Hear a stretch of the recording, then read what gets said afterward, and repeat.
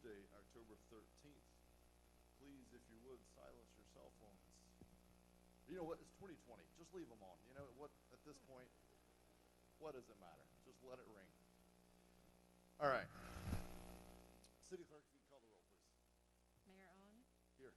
Vice Mayor Clody, Here. Commissioner Hartman, Commissioner McGurk, Commissioner Sacks. Thank you. All right. We will begin with an invocation given by Police Department Chaplain Sheila Turner, and we will follow that with the Pledge of Allegiance to the flag back here. If you would care to join us in standing. Dear Heavenly Father, we thank you for allowing us to be together one more time this evening. And we ask, Lord, that you would guide us in making right and good decisions for this city. In Jesus' name we pray. Amen. I pledge allegiance to the flag of the United States of America and to the republic for which it stands, one nation, under God, indivisible, liberty and justice for all.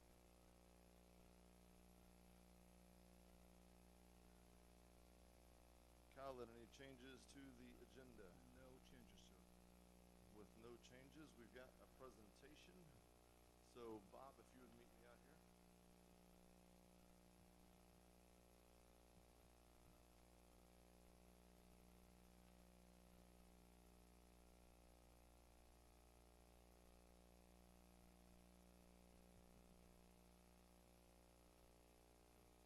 All right. So we have some preservation award winners. This is one of the few decisions, I like these, because one of the few decisions we don't have to make as a commission. The Historic Preservation Committee works with staff and evaluates a lot of criteria that Bob is going to talk through, and then awards certain historic properties that have been preserved here in New Smyrna, which is something I think we all universally value, make this award. So with that, we'll turn it over to Bob to talk about the process, and then we'll talk through the award winners. Bob?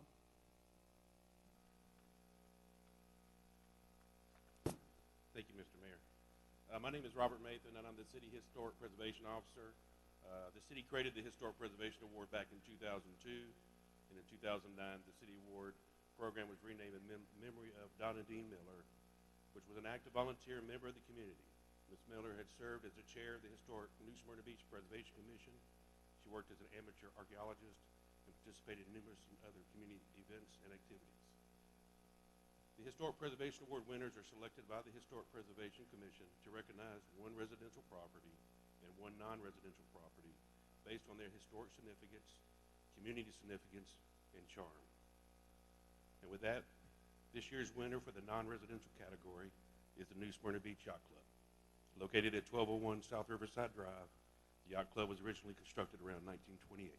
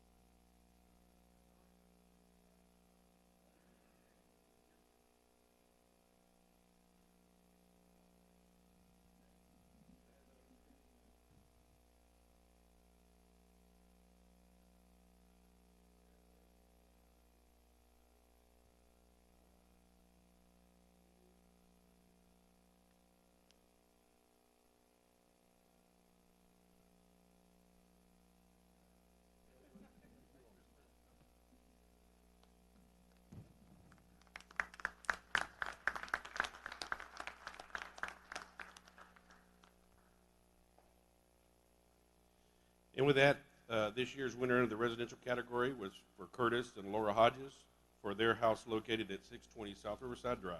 Their home was constructed around 1915.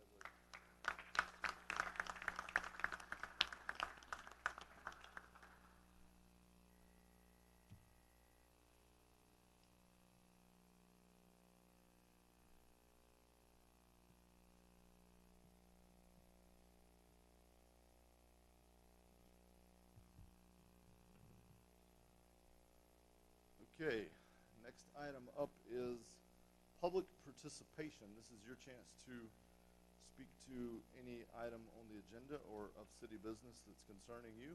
There will be a 3-minute time limit imposed. I ask you to be respectful of that. The timer is just over there. If you see me pointing like this, that means you're over time. And I would point out, just for clarity, items under first readings, so it'd be any item under 9, so 9F, 9G. I know some folks may be here to speak to those. Welcome to speak to that tonight, but just for clarity, know that it's a first reading. So tonight will be more of a procedural. We won't actually be voting on those items tonight. We're going to read them into the record, and then if all goes as planned, those would come back to us at our next scheduled meeting, and that's where we would make official votes on those items. So just for everyone's benefit. But again, you can speak to those or any item on the agenda or anything else at this time. With that, I'll open it for public participation. Give your name and record, please. Name and address, please. Hello, I'm Marta Goff, 190 Flamingo Road in Edgewater. I'm Vice Commodore of the Boat and Ski Club. And it's nice to speak to you again, Mayor Owen, Vice Commodore Kaladi, and commissioners and staff. Once again, I would like all of the people who are here to support the Boat and Ski Club and the Safari Club to stand. I just would like to thank all these people in such a busy time to come and support me. I want to take this opportunity again to thank the commissioners and the city very much for granting us this lease. For over 50 plus years, we have worked with the city, and we have enjoyed working with the city. And we thank you for your generosity. We have a very active club. We have fellowship between our members, fellowship between other community members, and we also have many charities, which I described in the August 25th meeting. In addition, we always have maintained our own property and have taken care of the grounds without asking for anything from the city. Tonight, you are here to approve our lease, and we will generously, graciously accept whichever version you choose. But I do urge you to choose version B. Version B, to me, is the closest that was discussed at the August 25th meeting. It is a true lease, and it provides for a 5-year lease with an extension of 5 years with the same options. Plan B, while it still does have the 5-year lease with the option to accept for 5 more years with the same terms, it does have that Section 10, which allows the city to terminate our lease at any time with or without any reason. They do need to give us 365 days, however. Plan B will help us with our long-range goals. Plan B will help us to be good ambassadors and stewards. Water safety, environmental issues, children's programs are all charities we want. Plan B would allow us to look to the future without worrying about losing our lease. Thank you very much for your cooperation and your support. Thank you. Next speaker. Yes, ma'am. All right. I'm gonna let y'all have that one clap. I am gonna ask you graciously, though, if you would refrain from clapping, booing, all those things. Just let everyone speak, say their piece, and we'll give you the same thing so we can keep professional decorum. It just works best. Thank you. Sorry. Go ahead. My name is Claudia Vanderhorst. I live at 562 Aeolian Drive. I'm here to speak at the request of our community, the Isles of Sugar Mill. Due to COVID, our community isn't here. We have a lot of seniors and disabled people that will not come out. This is my first venture in quite some time. I'm here today to ask you to recall in June when we asked for the commission to table the issue of the stop signs at the corner of Gibraltar and Aeolian. I'm here tonight to ask you if we can reopen that and get it back on the agenda for discussion. Historically, Gibraltar was a dead-end street off of Sugar Mill Drive, serving 113 rooftops, 200 vehicles, 250 residents, until Coastal Woods was developed. Gibraltar has now been opened and extended from Sugar Mill to Pioneer Trail, used and accessed to exit over 900 homes in coastal woods, adding 2,200 residents and 1,600 vehicles. Recently, an eastbound lane, turn lane was added to Gibraltar near the corner of Aeolian and Gibraltar to facilitate the flow of traffic. The west side of Gibraltar has increased in population tenfold in the last 18 months. On September 18th at 7:40 a.m., a serious accident at the crosswalk located at Gibraltar and Aeolian in the eastbound lane took place. Two eastbound moving vehicles exiting coastal woods, one behind the other, collided. The rear vehicle, sedan style, rear-ended a pickup truck. The force of that collision pushed the truck up over the curb and took out the newly installed pedestrian crossing sign. The sedan was cited for careless operation of a vehicle. The location of that accident, intersection, and crosswalk is in the backyards and front yard of our homes in the Isle of Sugar Mill. There is not a coastal woods home located anywhere near that intersection. Had a pedestrian been in that south side crosswalk of Gibraltar, they would have been hit by the truck. Had the bus stop not been moved, there would have been 40 kids standing there at the same time at 7:40 in the morning. Pedestrian activity in that area was historically used by our community, Sable Lakes, the landings. Now with Coastal Woods, we have over 900 homes with 2,200 residents. Many are seniors with and without walking devices, strollers, kids on skateboards and bikes, dog walkers, baby strollers, and a legally blind individual with a guide dog. The stop signs are not to control speed. That's not what we're asking for them for, but to protect the ever-increasing number of pedestrians using that the marked crosswalk across Gibraltar and Aeolian Drive. We were very lucky this time. No pedestrian was present, and we had just relocated that bus stop. We cannot afford to wait 4 or 5 more accidents to happen, or even one, to test to see if that crosswalk sign and marking is sufficient to protect someone. With that, I respectfully request for us to be, for this matter to be reopened and placed on the agenda for the next meeting so we can continue the discussion and reinvestigate. Thank you very much for your consideration. Thank you. One last thing. I'm sorry. I have a petition for, with over 80 names. Okay. You can give that to Kelly if you have a copy for us, or you can Yes. send it to us via email. Others for public participation. Yes, sir, come in.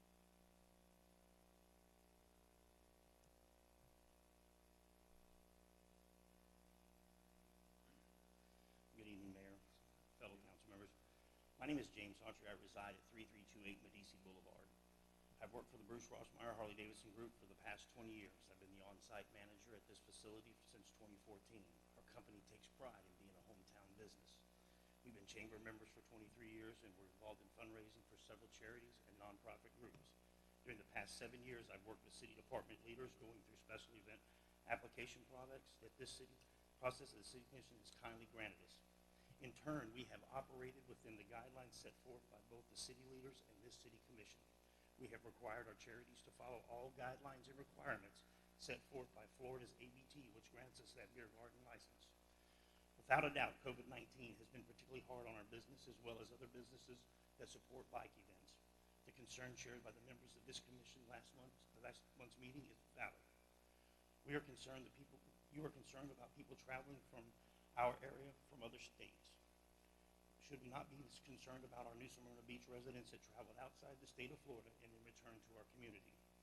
The Rossmeyer family from the very beginning has put safety of their employees first by requiring our staff members to submit to daily temperature checks, as well as requiring all employees to wear face coverings and practice social distancing. We have installed clear safety barriers at our checkout counters as well.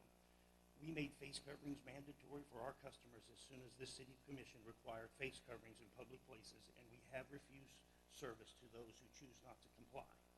We have limited the number of occupants to our building to less than half of our maximum occupancy. We have and we will continue to provide face coverings for any guest that needs one, and hand sanitizing stations are located throughout our facility. We have staff members kindly reminding our guests about the importance of face coverings and social distancing.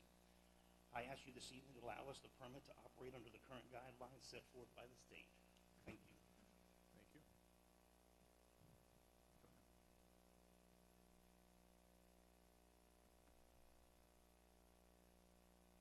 Mayor, Commissioners, my name is Troy Stokes. I live at 1717 Harris Circle. I'm here, I'm the director of the New Smyrna Beach Harley Owners Group, and I'm here to represent the members of that group who are members of this community, mostly local. There's roughly 130 odd members. Most of them live here, work here, support this community. So that's who I'm here representing. It's a very philanthropic group. We love what we do. We love to give back to the community, and that we make that a priority. And by doing that, you know, we, like I said, we just love to give. It's kids, dogs, it's all the things that we want to do. But my goal here tonight is for when I walk away from this podium for you to go, wow, I had no idea they did that. That's the goal. That's the idea here. We don't run around with a big flag waving, hey, look what we did. We don't take out newspaper articles. We don't do any of that kind of stuff. In order to be philanthropic, you have to raise some money. You have to be able to have some funds to work with it. We have 2 opportunities each year to do that. And look, I'm already down to 1 second. See how good I'm doing? I don't think she reset it from the last one, so That's good. We'll give you a little more time. That's good.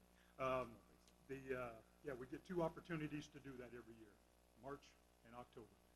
And you know, by doing that, you know, that's how we raise our money. That's it. We're not out beating on doors. We're not doing anything other than that. Just at the special events. There's no vendors out there. There's no bands. There's none of that craziness going on. It's just us out there in that parking lot trying to sell a barbecue sandwich or maybe a hot dog to earn some of this money. Every cent, 100% of the proceeds from what we earn at our little grill out there go right back into this community. Some of our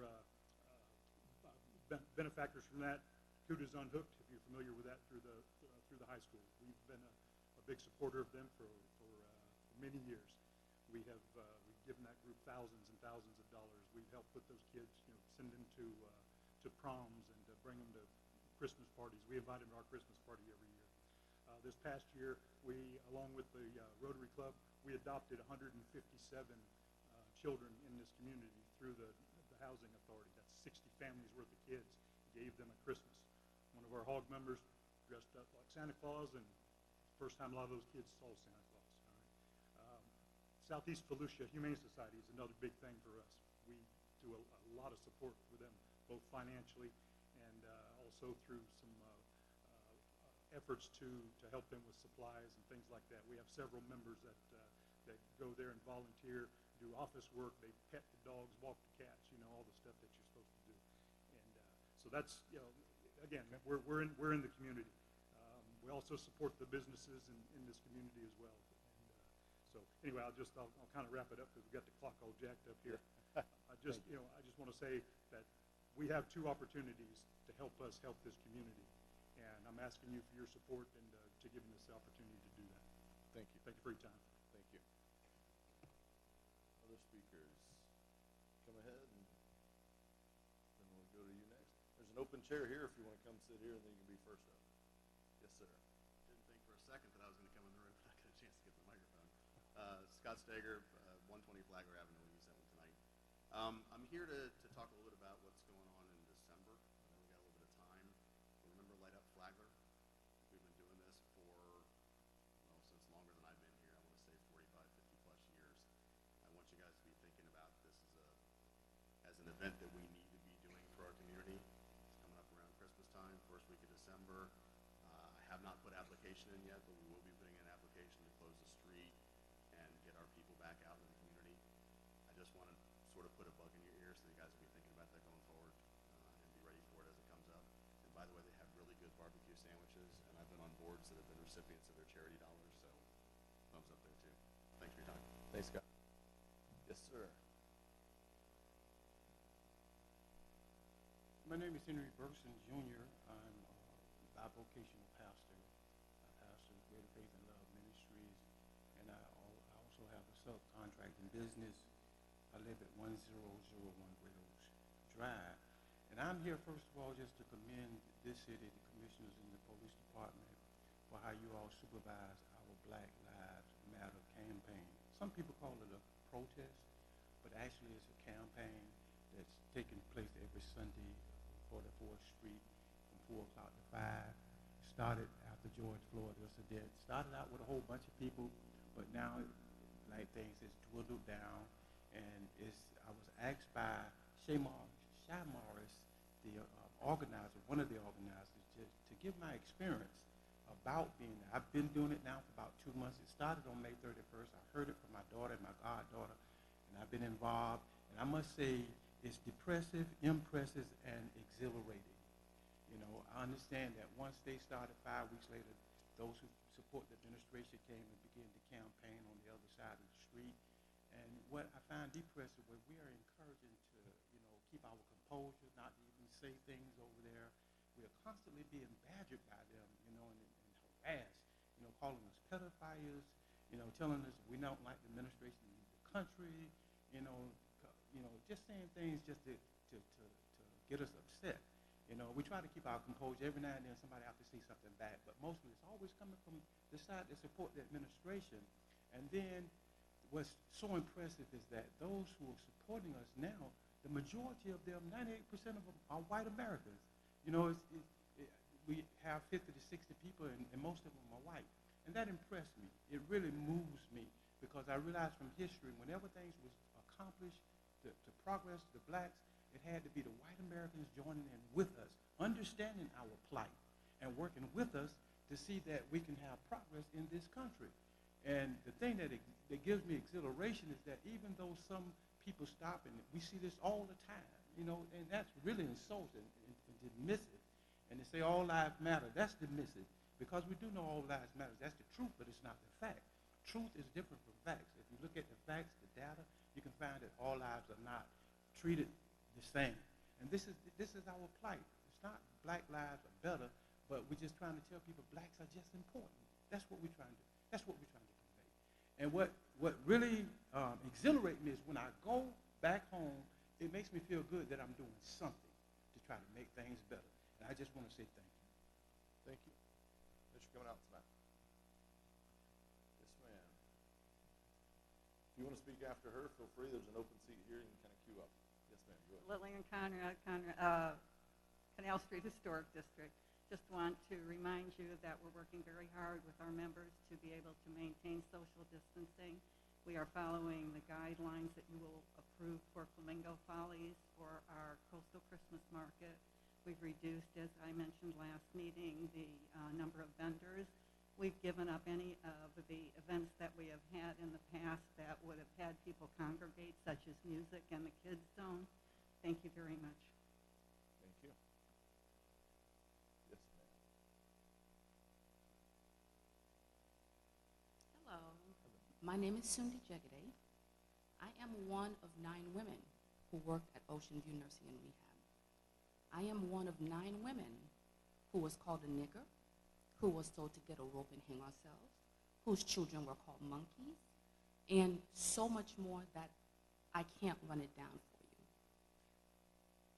I left this town in 2017. I live in Ormond Beach. I've been coming back here and going to the campaign for Black Lives Matter. I regret that since I left in 2017, I have not come here to address you guys. But after this week, witnessing a video of a baby on a bus being called a nigger, just as I was, has driven me to come here to let you guys know that there is a significant issue here in this town, and you guys have to pay attention and start doing something. I thought that, like most people, I was adopted by 2 European Americans. They told me, just go to school. Everything will be okay. And I believed them until I arrived to this town to work. I have 2 master's degrees and so many accomplishments that most haven't had. And I thought if I just kept my head down and showed that I was just good enough, that I would be accepted. That's not the case, and I'm here to implore you guys to do something, get involved. There's 9 of us. I haven't heard from anyone in leadership in New Smyrna to say what happened over there to you is not okay. We don't stand for that, and what can we do? So I'm here to ask you guys to come and partner with me in any way possible, whatever I can do to help some in this town move forward and leave the hatred behind, I will be happy to do. Again, my name is Sundi Jegede. I live at 3 River Rock in Ormond Beach, but I come here every Sunday, and I'd be willing to come meet any one of you at any given time. Thank you for the time. Thank you.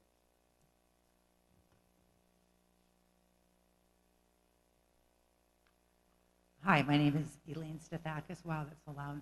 513 South Peninsula, and I feel like I'm talking about something that's relatively unimportant after following her, and I really applaud you for coming up because I echo her sentiments. I've seen it myself. But to switch gears, last commission meeting we brought before you our modified plan to resume Wine Walk, and we ask you to consider it again for this October. That would be for the 24th. A few things just to bring to your attention about the Wine Walk, in addition to our reducing the number of participants, the number of participants per hour, ensuring that every person that is working the event is masked, following social distancing, and that all the stops are located outside on private property. And I personally will not be working the Tavern Wine Walk where I normally work. I will be going from location to location, kind of self-monitoring to make sure that each location is following the new guidelines. It's really important that you understand what Wine Walk means to the Flagler Avenue business community. It is not just a progressive wine tasting. It is our busiest retail sales day of the month. And as you all know, all businesses have been suffering, and Flagler Avenue Business Association, the hospitality group, we voluntarily pulled back Wine Walk when we were originally given permission to go ahead, and then post-commission meeting, we saw the rules change. We followed suit. It's been 7 months, and it's been voluntarily all throughout. We want to be good stewards of the community. We do not want to add to the problem. We want this to be over like everyone else. But we also have businesses that are suffering, and now that we're in phase 3, we feel it's an appropriate time to do a measured reopening of Wine Walk. Wine Walk for retail merchants well, I'll just put an example. I have a very small shop, retail jewelry shop, my handmade jewelry. These 7 months, Wine Walk is my busiest day of the year for my retail jewelry sales. My sales are 10%. Every single merchant on Flagler Avenue reports the same thing. So those people that come out, you see one aspect of it, but they come out to spend money and to visit the shops, and that's what we're promoting and that's what we're pushing, so we really hope that you will consider it. And we also hope that you will consider our 12-month permit fee, since we didn't have them for 7 months, that you would extend them. Thank you very much.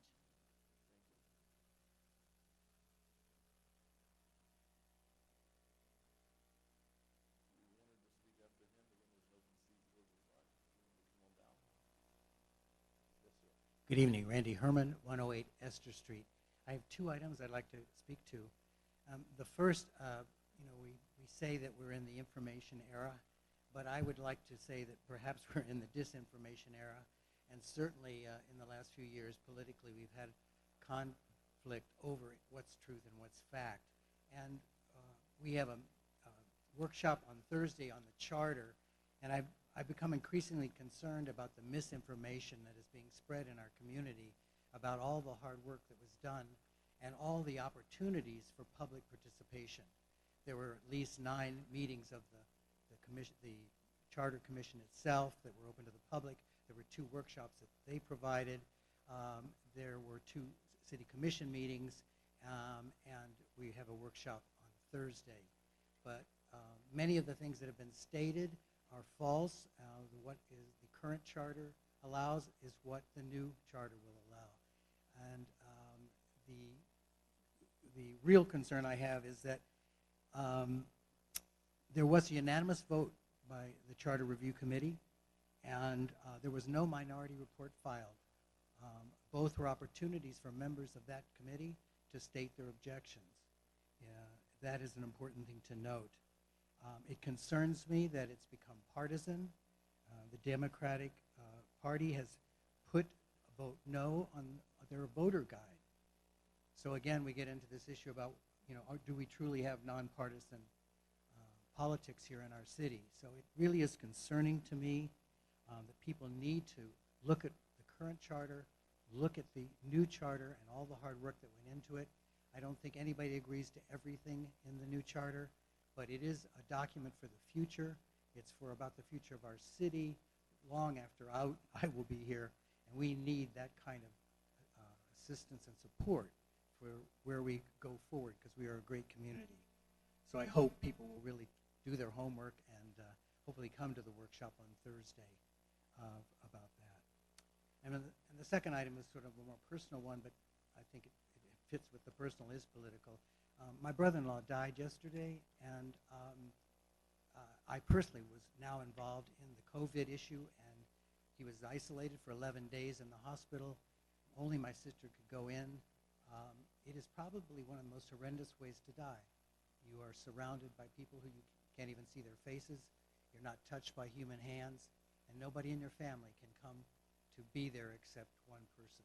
And it really has hit me personally, because I now saw what it does to our family, and I'm glad you're going to discuss again the COVID issue, because the virus is still with us, and we as a city really have to work together and to support you all in coming up with a real approach that does protect us all, and then also keeps us going and viable as a community. So thank you. Thank you. Sorry to your family for the loss. Any others for public participation? If not, we will close public participation, and I do just want to make one comment real brief. Reference was made to a video earlier, and I can tell you all, I spoke to the mother and the daughter. It was referenced. If you haven't seen the video, it's terrific. It's mind-blowing.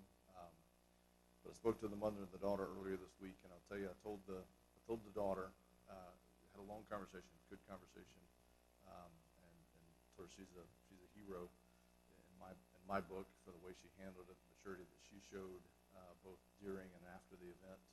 And I told her, it was another event involving a bus at one time in American history, and I'm not putting this on the same scale of parity necessarily, but I said no one remembers the name of anyone else on that bus. We all remember one name that rode that bus that day. And I think in events like this, people that rise above it, the people on the right side of history, those are the names we'll remember. So certainly we'll have more community conversations around that. Okay, some somber tones there in the public participation. Next item up is consent agenda. There are 9 items before us, gentlemen. Does anyone wish to pull any item from the consent agenda? We'll begin with the vice mayor. 6E. E is in elephant? Edward. Edward, Echo, whatever you want to go with. Commissioner Sachs, wish to pull anything? 6C, Mr. Mayor. C is in Charlie? Yes. Okay. Wish to pull anything, Commissioner McGirt? No. Okay, with that, do I have a motion to approve the consent agenda items 6A through I, excluding C and E? So moved. Second. A motion and a second. City Clerk, if you call the roll on that, please. Vice Mayor Colodey? Yes. Commissioner Hartman? Yes. Commissioner McGirt? Yes. Commissioner Sacks? Yes. Mayor Owen? Yes. Thank you. All right, first one, I think you pulled C. Commissioner Sachs, go ahead. Yes, Mr. Mayor, thank you. As long as I've been sitting on the dais, we've had a relationship with Team Volusia. I know they try hard to bring us commerce, business, industry, whatever they can. These are hard times. I believe they're asking for $25,000. I'm considering asking them to hold off for 1 year, because again, these are hard times, and I think our city may need this money. I haven't seen anything substantial that they brought forward, so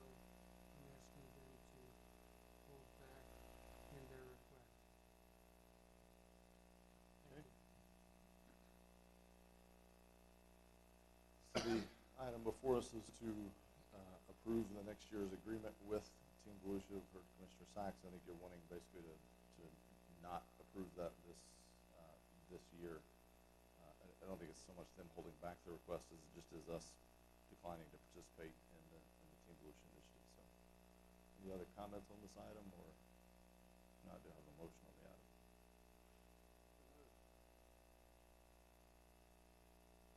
I have a motion from Commissioner McGurk to approve item 6E as presented. Do I have a second? I'll second that. Okay. For discussion, or no? No. Okay, I couldn't tell from the way you said it. I'm trying to read into it. All right, with that, yes, go ahead.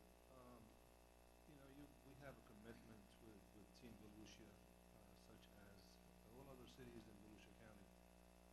Sometimes the benefit from Team Volusia does not come direct in terms of providing the support of the business. What happens is if they provide or they have any business somewhere in Volusia County, you still have jobs for people in New Smyrna Beach. They might live in New Smyrna, they might do business in New Smyrna. So at this point, they have asked me if they need to be here to defend the Team Volusia. And I told them I don't think there was any issue. So I would really recommend that you will support to provide the funding for Team Volusia. Okay. Yeah. I've also, we've had deep discussions before with about this. We've had them come and present. They presented at the last meeting, I think it was, maybe the one before. I think this is one of those where we have to keep our seat at the table, and certainly the investment in this is like investment in any other ad campaign. It's sometimes even hard to trace back direct payoff, but I think we have to keep our seat at the table. But I certainly want to continue working with Team Volusia as we have in the past to raise the bar on their focus and including New Smyrna as more than just the executive bedroom of the businesses they bring to the table, because that's what we've been positioned as so far. As a matter of fact, Mayor, they're working with our economic development director as we speak on relocating a big business into New Smyrna. Yeah. Chief Counsel? So, my question is, it was in the budget that was presented to us, Yes. and we discussed and we approved. Yes. All right, we had a motion from Commissioner McGurk. We had a second from Vice Mayor. City Clerk, if you'd call the roll, please. Commissioner McGurk? Yes. Commissioner Sacks? No. Vice Mayor Colodey? Yes. Commissioner Hartman? Yes. Mayor Owen? Yes. Thank you. All right, item 6C is approved. Vice Mayor, you pulled item 6E.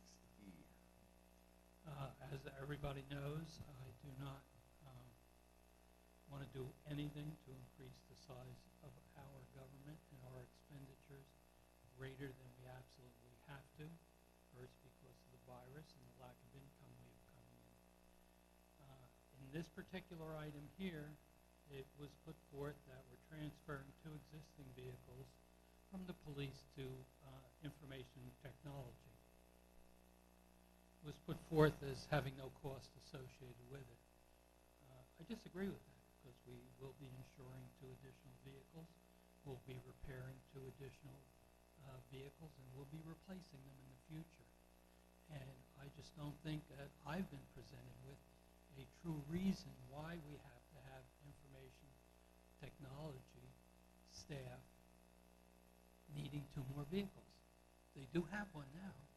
They can go out on their missions for the various components we have throughout the town, but I just don't see the real need for it, especially in a year such as this. I'd rather see this put off. Just for the correction, Vice Mayor, they're coming from the building department, not from the police. These vehicles, they're 2 years old. Our IT staff, they need the vehicles in order to serve other departments. These vehicles are 2 years old, so I don't anticipate a major maintenance on them. They're in good shape. The building department need a bigger vehicle for the inspectors. I don't see, I'm sure that we have to have insurance, but I don't see any major maintenance on these vehicles for probably the next 3, 4, 5 years. I understand that, and I misspoke as to where they're coming from, but it still doesn't change the facts that we are adding something this year when perhaps we shouldn't, because it's like a snowball rolling down the hill. Those costs are going to be there. I don't think when we go through the budget in future years, if we approve these two, the subject of these will even come up. So I just can't support it. Okay. So I have a motion on item 6E. Mr. Mayor, may I ask a question of Khalid, please, first? Sure, go ahead. Khalid, has it ever been considered, and is it cost-wise and feasible to have a pool of vehicles that each department can draw from? We tried that. We have so many departments that they need the pool vehicles. So in the past, we had a couple of vehicles that they were pool vehicles, and it just created some issues for us. These vehicles, they're transferred at no cost to the IT and the general funds. They were bought by the building department fund. So we just thought like it probably a money saving for us to transfer. Thank you. The previous employer, we had a large fleet, and the pool conversation came up routinely, and it always sounds great, but it's just so it can be practically impossible.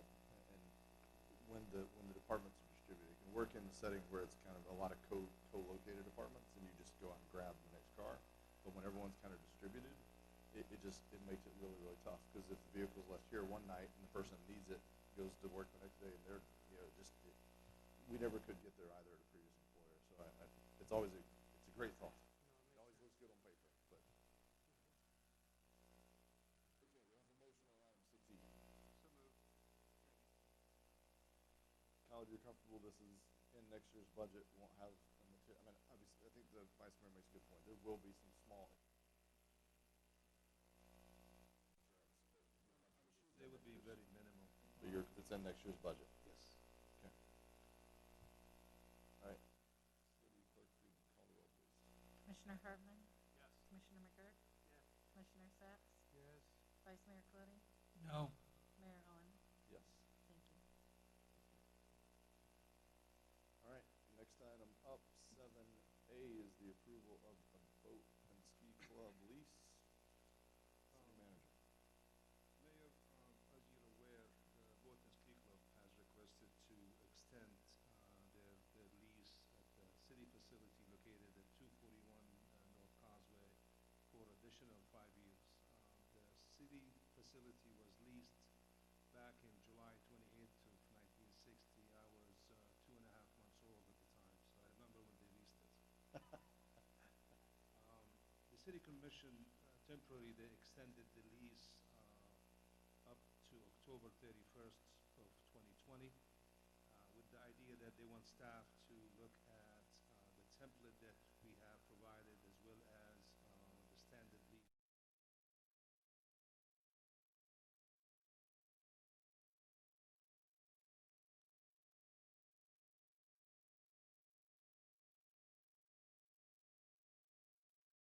And also to incorporate the other items in the template and the standard lease.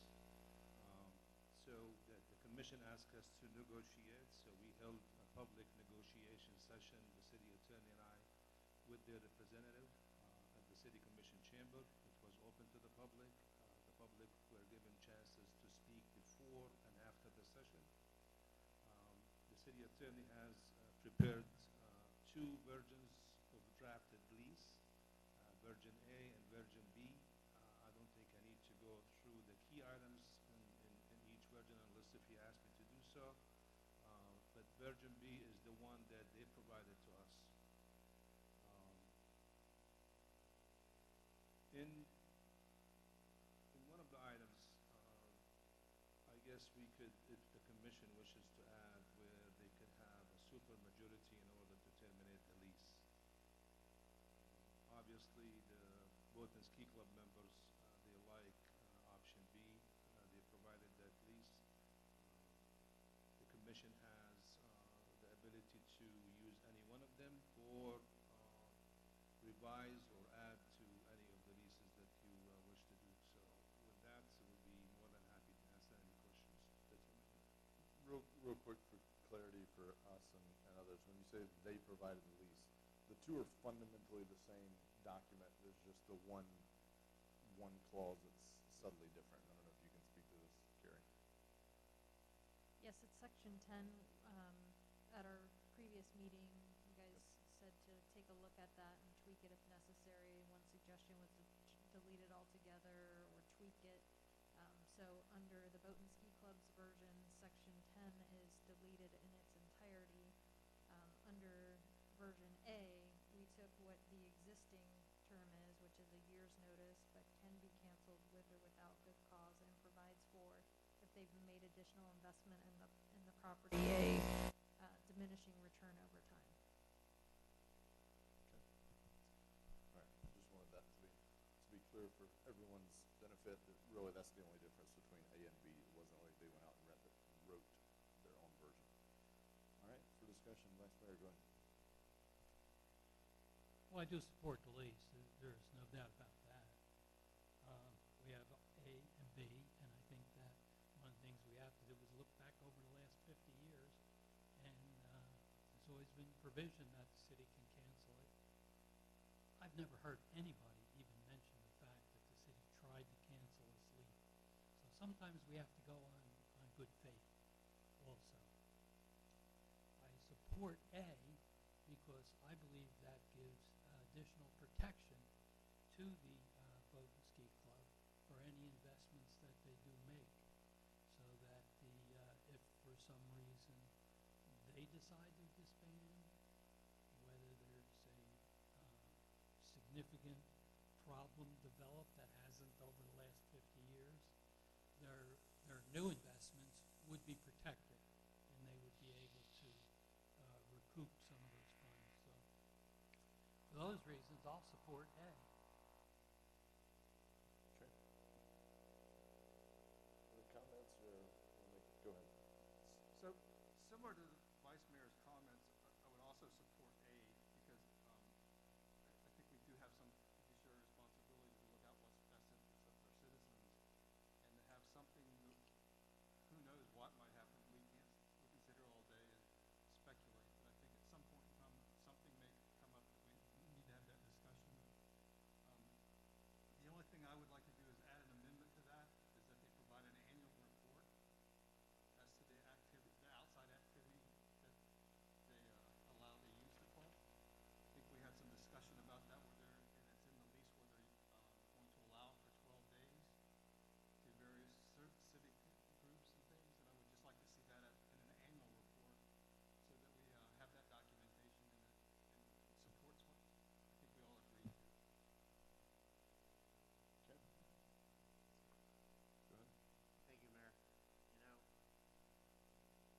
they've been there a long time, and item 10 has apparently been in the lease, but times change. And my concern is that there's never been a push like we've seen now to end the lease.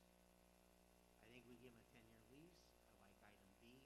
It keeps it easy. It keeps it simple. And I think item 10 needs to be deleted from that. If the commission wants to go in a direction of keeping section 10 in, then I definitely think we then move to item A, because they need to be reimbursed for the investment that they put in. I see no reason why we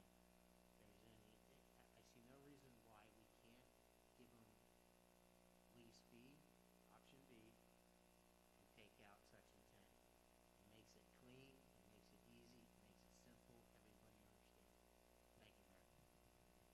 Okay.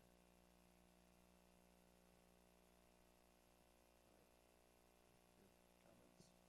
Yes, Mr. Mayor, I'm comfortable with option A. I think and hope that the members of the club should rest assured that item A would also be in their interest, but I do have to consider the interests of the taxpayer. And for all involved, it affords more protection for all of us. It's worked on portions of item A for a long time, and I don't see this changing. I'm okay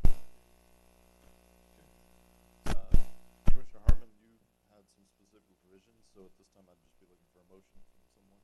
You've heard the will of the commission, but if you want to. No, I was going to make a motion to approve the lease as written with option A, adding the provision that an annual report be submitted to the city on the anniversary of the lease. I have a motion to approve option A with the additional term of an annual report. Second. Clarification. I'll make the second for discussion. Sure, go ahead. Section 10, is that in or out? Option A, section 10 is in. Thank you. Mr. Mayor, for clarification, if I missed it, can we get an assurance from the club that they provide all ADA necessaries on that facility? So I got a motion on the table. Are you seconding it for discussion? All right, never mind. We got it seconded, great. So I believe, Carrie, do you want to speak to that? I think there's an ADA provision in here, I thought, but. I thought so. There's also going to be some grandfathering. I don't know if they can bring it fully ADA compliant overnight. I mean, it's like anything that's a historic facility or an older facility, so. We have a non-discrimination covenant, but it does not address disability. Yeah, I mean, At this point, the grandfather then, if they go in to make any improvement that it's 50% or more of the value of the building, then they have to bring it up to code. yeah, it'd be standard kind of permitting, just like any other commercial facility. If they, But they could try to do the best they can in terms of ADA requirements. yeah.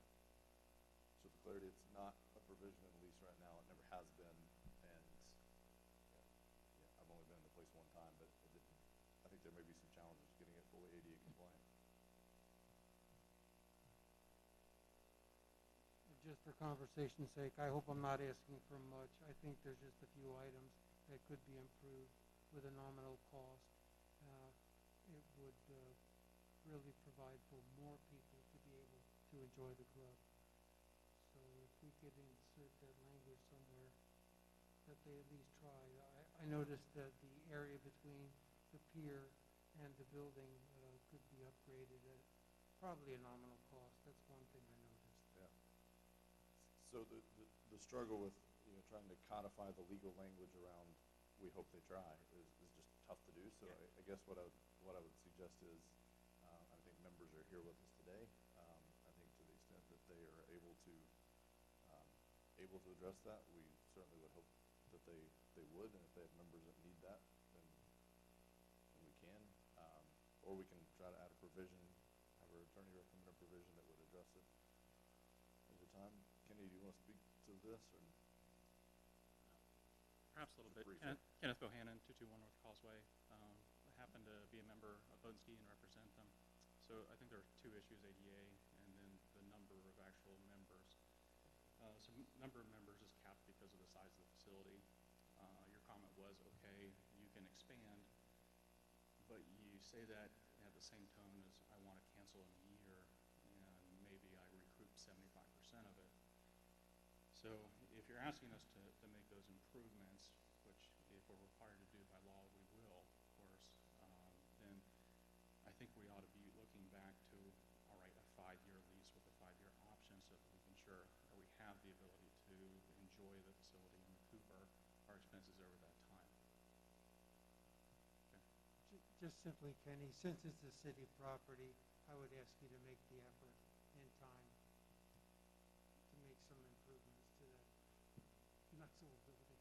So any improvements will have to go through the city and have approval, and we'll make everything we have to do in order to comply with whatever law comes about, not just the ones that are here today.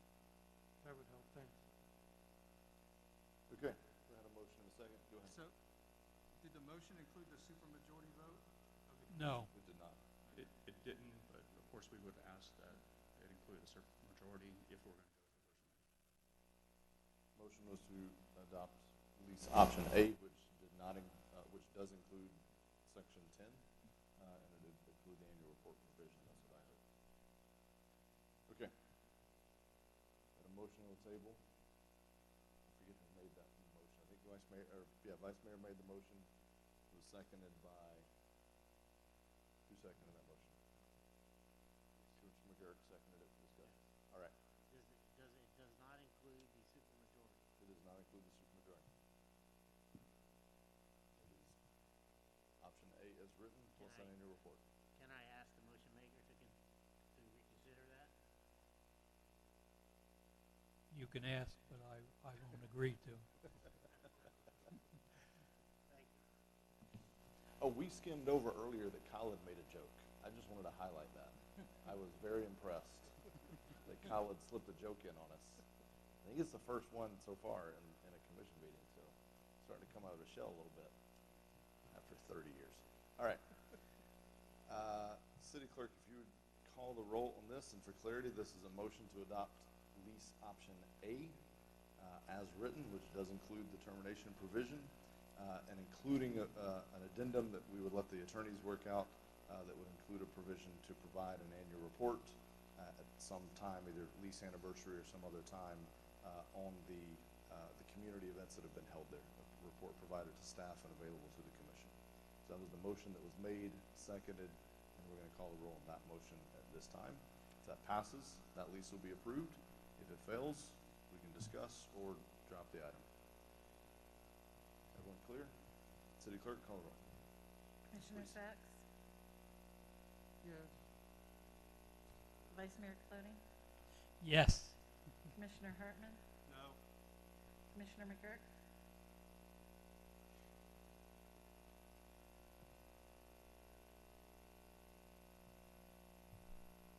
Can I ask a question? Or are we in the middle of a... Let me, I'm going to give each of them a Robert's Rules of Order for Christmas. Every one of you is getting one. All right.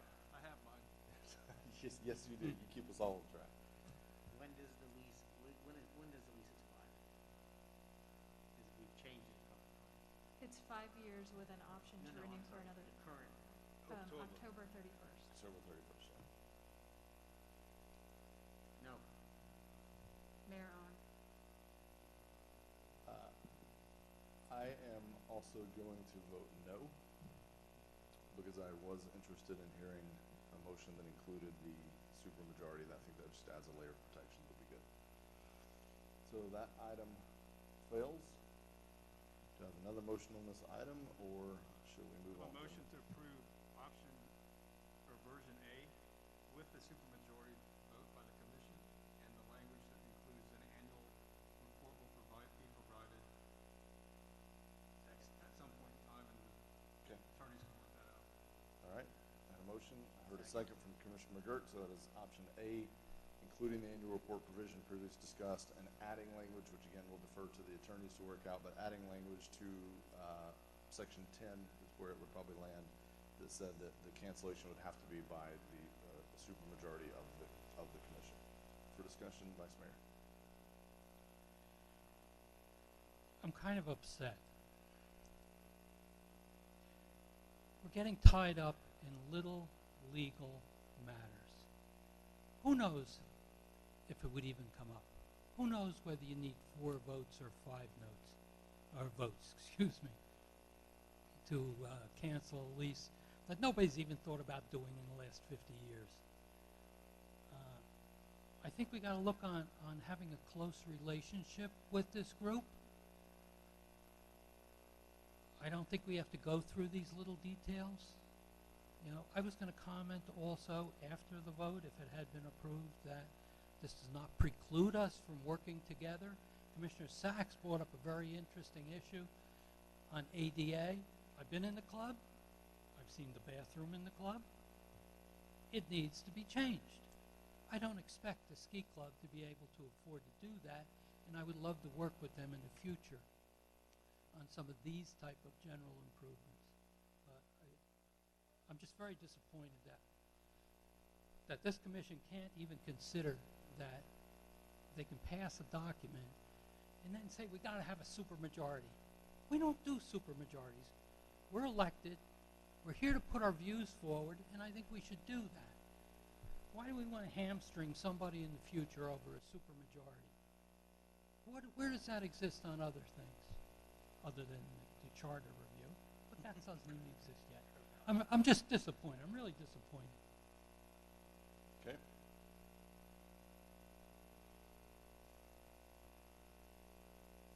All right.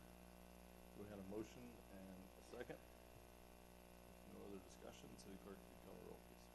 Commissioner McGurk? Yes. Commissioner Sacks? Question, that's with the supermajority? It is, does include that, yes. It is? Yep. No. Vice Mayor Colodey?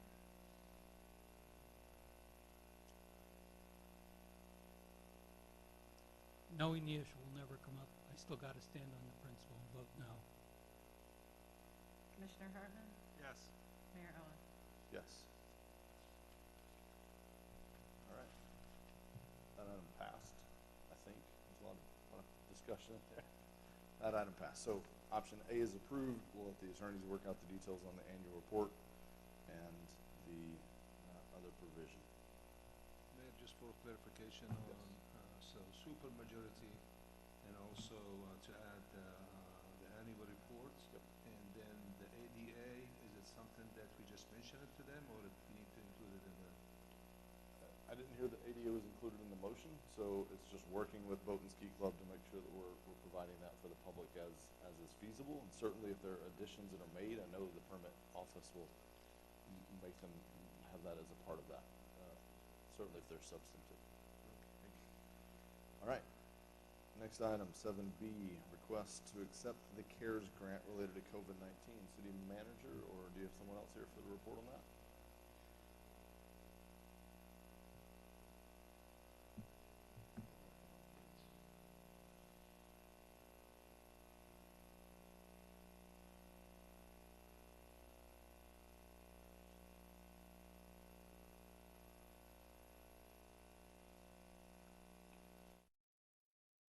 Straightforward, I think we've all read it. So. You know, we submitted back in on May 26, 2020, the county council directed staff to allocate $15 million of the county allocation to the coronavirus relief funds for reimbursement to other cities. Staff recommends approval to execute the CARES grant agreement and the contract. The amount that the city commission has submitted for is $968,872. And I'll be more than happy to answer any questions. Move to approve? Question first, please. Let me just get a Second. then we can get a question. All right, thank you. Go ahead. Just a quick question, Colin. In general, what types of expenditures would these CARES money go to?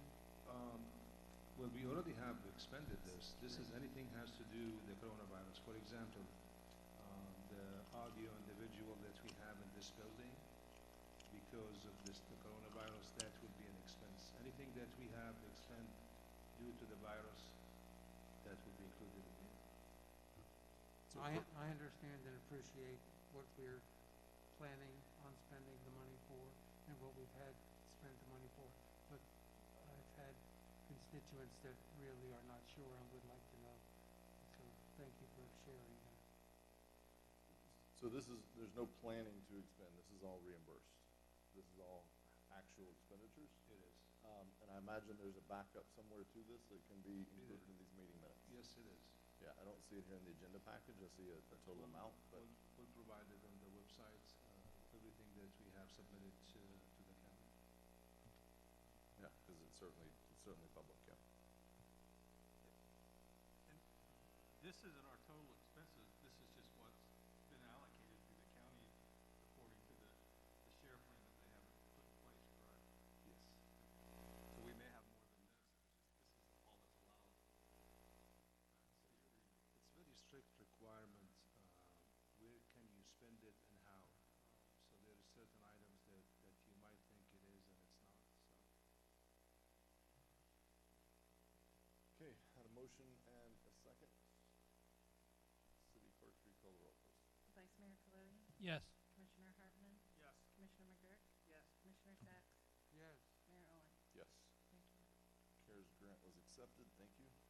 Item 7C, COVID-19 discussion.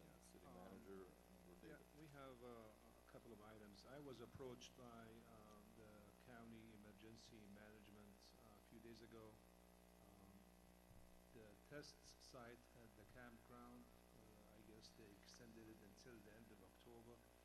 They're looking for a site in New Smyrna Beach to continue that for the month of November. Discussed with Jim Judd about a couple of sites. They really like the city gym down at Live Oak. They have toured it today with David, with the state. So they want to use the entire gym for the facility that it has because it has the parking, and also they will pay us for that as well. So I'm just letting you know that we actually will be giving him that gym site for the month of November. I mentioned to them about the election day because it's next to the library, that they will handle that situation because of the parking issue. But it will be the whole month of November, and David already has a plan for the activities that is going in the gym and what to do with that. So, David, you want to go over that? So I've picked up the sport of pickleball, and there's going to be some pickleball players that are frustrated about closing the gym, I'll tell you that. But it's something that, I mean, it's a testing site. No, for sure. It's more important. It's more important. I agree. I'm just going to let you tell them, though. I'm not going to tell them. I'll be more than happy. Go ahead, David. So we have a few things up for discussion tonight. We do have our Halloween truck or treat, which is coming up. Everything's moving forward with that, 4 to 6 on the 30th. The Marine Discovery Center is going to be showing Hocus Pocus afterwards. So for those families who want to have a family night with their kids afterwards. Flamingo Follies, this was the commission date to kind of decide whether we go forward or we stop it right now. Currently, we have 72 vendors signed up for Flamingo Follies. And we do have them spaced out as best as we can right now all throughout. We added the additional 5 feet, so there's going to be roughly 10 feet between vendors. But today would be the ultimate kind of no or no-go on that event for us. Okay. Go through the whole list, and then we'll come back and check off any decisions, if you will. Like you heard during public participation, Canal Street Historic District, they're looking to bring back the craft beer walk starting in January. And they were also looking to do their annual Coastal Christmas Market on the Friday and Saturday after Thanksgiving. Actually, the boat parade will not be going on this year. There potentially could be some boaters who kind of do their own thing, but nothing is going to be sponsored this year for that. And like you heard during public participation as well, FABA would like to bring back their wine walk, and attached to the agenda is the guidelines that they are proposing for that. They're looking to bring that back October 24th. And they also were looking for some direction on light a flagler before they actually go through the whole permit process and come to the special events meeting. They wanted to kind of see the direction and see the feeling of the commission before they start all that paperwork. And then as well, that you heard during public participation, Biketoberfest, they were not going to be doing the beer garden this year, but everything else falls within everything that they're be following all the protocols and everything like that. So staff definitely, especially without the beer garden, definitely recommends approval of the Biketoberfest for the Harley-Davidson dealership. That's okay. All right, so gentlemen, we're gonna go through these. I'll just kind of run down the line on each of them. Trunk or treat, we'd previously approved. I think staff's taking all the right precautions on that. So jump in if you have any concerns on that item, but otherwise I think that's all systems go. Flamingo Follies, we had approved it tentatively. This is kind of our last chance to pull the rug on that. So any comments on Flamingo Follies? Yes, Mr. Mayor. Go ahead. In consideration that the ACA had pulled their event, I'm sorry, their name escapes me. Images. their images event, another wonderful time to get together and buy some beautiful art. Since they pulled out, I think we should still take the stance of extreme caution and watch this situation. Recently, I saw published the positivity rate for infection at over 4%, which is still not the best scenario. I would love to see it closer to 2%. Can we still give it a couple of weeks and still give these people room to carry on with their plans? So, yeah, no, I think today's the deadline. I think on Flamingo Follies, you know, not saying we couldn't cancel it the day of, but would really be hosing everybody over. So I'd say, let's give a real good indicator today of whether or not we're comfortable with it. Images is a totally different scale event, though, in my perception, right? Correct. Images takes over hundreds of vendors. Right. This is 72. So. What's the date on Flamingo Follies? I don't have a date. What is the actual date of the event? Do you have that date? November 14th, I believe. Images pulled it off. Yeah, Images canceled. But yeah, not by I was us. clarifying the difference between Yeah. Images pulled and had nothing to do with us. Correct, yeah. Yeah, canceled by ACA out of the abundance of caution. All right, any other comments on, so again, unless we take action, unless the majority of us take action, Flamingo Follies is going to proceed as amended, but as planned. Vice Mayor? No, I do support it reopening, provided they have the social distancing and the mask rules, Okay. which I've heard will be, so I do support it reopening. All right. Okay, I'm not hearing three that are jumping out wanting to cancel it, so we're going to proceed with Flamingo Follies with all these safety precautions that we put in place. I think with all these, let's leave the asterisks out there. The numbers go crazy, things are wild, and we'll do what we have to do. Okay, next was the craft beer walk starting in January. Do we need a decision on that today, or is that just kind of? No, that's just bringing it up. Coastal Christmas Market, again, do we need a decision today, or just kind of putting it out there? Well, they did actually put in, that one you'll actually get at one of the next meetings, because they did fill out the special event paperwork, so that'll be on a commission meeting coming. And I assume with all these, we're pushing all these same provisions like we did Flamingo. Try to scale it down, focus advertising and everything else on locals, local community, and et cetera, okay? Boat Parade is done. Wine Walk, FOB, I think that one is before us tonight for approval. Okay? Thoughts on Wine Walk? Start on that end if you care to. Yeah, I just have some concerns because previously with Wine Walk, the concern was the patrons are out in the sidewalks, they get out into the street. It's a safety issue with traffic and everything else, and now that's going to be part of their plan, is to push them outdoors. So I don't know whether that's helping us understand that they're cutting back on some of the numbers, but I'm not that comfortable with it yet. And I think these are one of these things where we kind of all have to work together on some of these issues. And, you know, we're not getting a lot of support on our delivery freight loading zones from the businesses. We're still having issues with that continue to go on. So I can't support the Wine Walk at this time. Okay. Commissioner McGurk, comments? I'm just going to come down the line. I like that it's outside. I think that is the correct thing to do if we're going to have it. This is the end of October. The numbers, I suspect, are going to increase, but as they are now, I have no true justification to deny it at this time. Okay. Commissioner Sachs. Oh, my only comment would be this: we're asking our citizens, our merchants, to make a tremendous sacrifice in these very unknown times, and I really don't want people to be hurt. I don't want families to be torn apart by this horrible disease.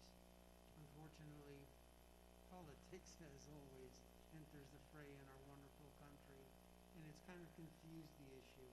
But I have to err on the side of caution and ask the merchants of the wine vault to hold back on this event. Okay, so for clarity, you would not support approval would not there? support Okay, Vice Mayor. It's a long way of saying it. Okay. Vice Mayor, go ahead. I support it reopening. They only drink indoors, by the way. They're not allowed to carry their wine out in the street. So as long as they enforce the social distancing inside, as I've heard they're going to, and they support the masks, I support the wine walk. We got to help our businesses out. That's it. I support it. Okay. So I guess that was split, so I have to actually talk on that one. All right, yeah, I can support it, but I like to comment that one of my elected colleagues, not from this dais, but from some other, I think it was Mayor Apgar and DeLand said, as they talked about some events there, I would encourage us to, you know, it's one thing to say that we want the social distancing and the mask wearing and whatnot, but as I think he put it, if it's not there, I can't support more. Like if we don't see that happening, the social distancing isn't there and or the mask wearing, then, you know, this isn't a carte blanche approval and we're just kind of winking and nodding at those stuff, saying all the right words. I think this commission genuinely means it. And so I guess I want that message to be loud and clear that future events are subject to how well these go and if we actually are following the guidelines and safety guidelines that we say we're going to until we get better indications from the medical experts. So with that, I can support it, but we'll go back to you. Go ahead. Vice Mayor, do you have a comment? No, just on all these discussions in general, I did get a notification about the possibility we might support buying masks, placards that could be put in all the businesses. All of my support for opening these businesses up is to try to get people to comply. And if we can spend a nominal amount of money to have them place an additional city-sponsored notification out there, I would like to see us do that. And it's cooperation like that that allows me to vote yes on most of these items. You're stealing my thunder on the last I item. know I am. All right, we'll get to that one. Okay, so I think the direction is wine walk is okay. We'll move forward with that. Light up Flagler, I guess they're looking for kind of we're not approving it necessarily today. This is just giving an indication before they spend a ton of time and energy and effort. So if you can kind of give that indication, knowing that, you know, we are subject to change our minds too. But so we'll start at this end and come this way on Light Up Flagler. Very briefly, just what are your general thoughts?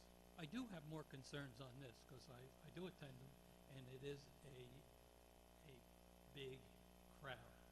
And unless they can come up with a way to separate the people and keep it under control, I'll certainly support it at that time. But I would like to see that before I make a final decision. Okay, so plan for the control is going to be important for Vice Mayor. Mr. Sachs, thoughts on Light Up Flagler? My first concern is children, so I cannot support it at this time. Unless, David, with your brilliance, you can figure out a way to, it's really hard. That's the organizer. We're flying low here. So if you could figure out a way to make these things happen, people separated and conform to our rules, that's a hard one. Okay. Commissioner McGurk, your thoughts on Light Up Flagler? Yeah, I have a lot of concern for this. A couple different reasons. Number one is there's a lot of people there and they congregate in a really tight pack because we have a stage. The first thing we have to do is, if we're going to do it, we probably cannot do the stage where we pack everybody into a small space. That's Light Up Canal. What are we doing? Light Up Flagler. I don't remember. I don't think there's a stage at Light Up Flagler. It's more of a strolling event. They put the No, decorate you're the right. windows. I was thinking Light Up Canal. Yep. Thank you. Spark the spirit. Yes. That was it. Thank you, Elaine. I'm going to echo the sentiments of the commission, and this being so far out, I'm going to tentatively would like to move forward with it, but I may very well not support it depending on what these numbers Anything to add? Same feelings. I can support it going forward, but I really want them to work on a good plan. Yeah, and I would say, same thing, this one falls more in like the Christmas parade type bucket for me. With Wine Walk, you can control the passports, it's limited. This one, there's no admission, I don't know how you're gonna limit that, so, you know, I think it's gonna be worth your all's time to try to come back with a plan that can sell us that you're not gonna just pack that street full of people. I'm gonna encourage you, you kinda heard the sentence of the commission, so you all can put your heads together, come back to us, we have another meeting in 2 weeks, so we can talk in detail at that time. And the last one was the Biketoberfest. You heard from the speakers tonight. For your memory, we denied that permit 5-0 at our last meeting. They've asked us to reconsider that, and that's before us tonight. Mayor, thank you, Mayor. I'd like to go first on that because I'm the one who pulled that off consent agenda. So I'd like to clear up some misconceptions about that. Number one is it's not Bike Week, it's not Biketoberfest. We didn't vote on Biketoberfest. There's a few people out there who like to spread that around on social media. That is not accurate. It is 100% false. We can't stop Bike Week. This was one permit for one business. Now, I had a number of reasons why I did not want to support that. However, with the direction that the Harley Davidson wants to go with it, my understanding of what that is going to be and what it is not going to be, at this time I can support that. So I'm going to change my position on that. Thank you. Okay. And for clarity, Carrie or somebody can tell me, since that one is a formal application, do we actually on that one need to make a formal motion probably? The proper way to do it is a motion for reconsideration, vote on that motion, and then make a new motion on if you want to approve it. I'm going to make that motion for reconsideration. Second.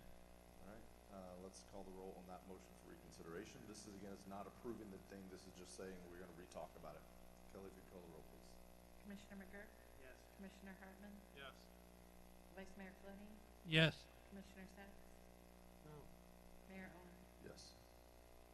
To talking about it. Okay, you heard the commissioner's comments. Any other comments on this item? Yes, Vice Mayor. The original application included a beer garden. Are we putting a beer garden open again? That one is taken out. That was taken out. Okay, I would have approved it this time. That was my reason for voting against it last time. So, other than that, I can approve it. I don't have a problem with that. Okay, so this one, we need a motion. I make a motion to approve. Second. And that was just for the omittance of the beer garden. This is to approve the permit application with the omittance of the beer garden. Dave, is that a correct Yes. statement? Okay. All right, City Clerk, if you call the roll on that, please. Commissioner McGurk? Yes. Commissioner Hartman? Yes. Vice Mayor Clooney? Yes. Commissioner Sacks? No. Mayor Owen? Yes. Thank you. I wanted to go back to one thing before she leaves. She had mentioned in her public comments about the permit fees. So I'd ask, I don't want to make a decision tonight because I don't think we have all the right details, but I'd ask staff to bring that back. If they truly paid an annual fee and they haven't been able to use it for months, I would like to at least consider looking at that. So if you can work with them and bring that back to us, please. Okay, so we got through all those items. There was one last item, and I think you're good to go, David. There's one last item to each of you that I had asked city staff to distribute to you. I'll also ask that it be put, Kelly, in the minutes, this full document, so that everyone can see it. It was too late to get in the actual agenda package. And so just quick recap for those that can't see what we're all looking at. There was a discussion at our last meeting. We had some citizens that brought forward a plan, or really some ideas about what we could do to support small businesses and some things we could do. I committed at that meeting to meet with them and really kind of distill that down to actionable items, which we did. Had a very productive meeting. And really, it boiled down to 4 items that I think we could act on, and then one that may be worth some future discussion, but I wanted to keep it separate. Those 4 were window clings, the city purchasing those and making them available at no charge. There's a proposed design that was mocked up by a local artist that's included there. Estimated cost starting with 100 of those is about $250, so very, very nominal. And I think what it does for us is it starts giving this unified message. All of this is to start building consumer confidence. And normally when you talk about consumer confidence, you're thinking, you know, confidence in the economy and jobs and those kind of things. In this case, we're talking about safety, and it's a way we've never had to attack consumer confidence, frankly, as a society. So that's the first one. The second ask or idea was a PSA video, working with our staff and as a commission. You know, each can choose to take part if they'd like, but we're putting out a video really just talking about the benefits of locally owned businesses and supporting those and making sure to remember to buy local and support local where possible. And we could work with some experts to help us craft that, and the city attorney would help us make sure, you know, this isn't to promote any particular business. So you can't get on there and say, support the Dairy Queen, but you can talk about supporting local business and what good that does for the community. Third, and this one actually we can probably almost strike because we're already doing this. The economic development staff has already started this process, and that is a small business workshop. So really no further discussion needed. They're running with that. Mayor, I do have one comment on that is we should include the county in that discussion because they do have COVID funds that are available that still haven't been used. Yeah, and it's a great point. The plan was that they would be one of those resources that we would have there available to have kind of a workshop or a table or something set up to be able to speak to their They are resources. included in our Yeah. program. No, good point. And again, we're going to let staff kind of figure out the details of that. Just want to make sure we had support. The last was to just, again, reinforce that consumer confidence, to have some signage out at our main entrance points to the city that would be flashing signage encouraging mask wearing while in New Smyrna Beach, or reiterating that it is mandated still. And then lastly, again, for separate consideration, I think this one may take more time, so I don't want to really get into details on this one tonight, but talking about the establishment of a temporary small business board, and I highlighted in the memo some kind of differences to me of how this is different than our current EDAB, and I think it could have some value. It might be at least worth a short trial. So with that, I don't think we need a formal motion, but are there any concerns? Do I have support from at least 3 of my colleagues to have staff work on these items? Vice Mayor? I certainly give that support. I don't even think they really needed direction from us on it. Yeah, for sure. But that's fine. Go ahead with those. As to the last item, I think with our normal policy to bring up any type of item such as this, it should go on a separate agenda for discussion. Okay. I agree with that comment. Commissioner Sacks? Thank you, Mr. Mayor. I think it's a wonderful initiative, and my hopes were just to get people out, go to the stores, wear a mask, clean your hands, socially distance, live your lives. And I love the sign. Appreciate it. I take no credit for the sign. Commissioner McGurk? Yeah, like the one thing I want to point out is again, we have all these great ideas and we have lack of staff time.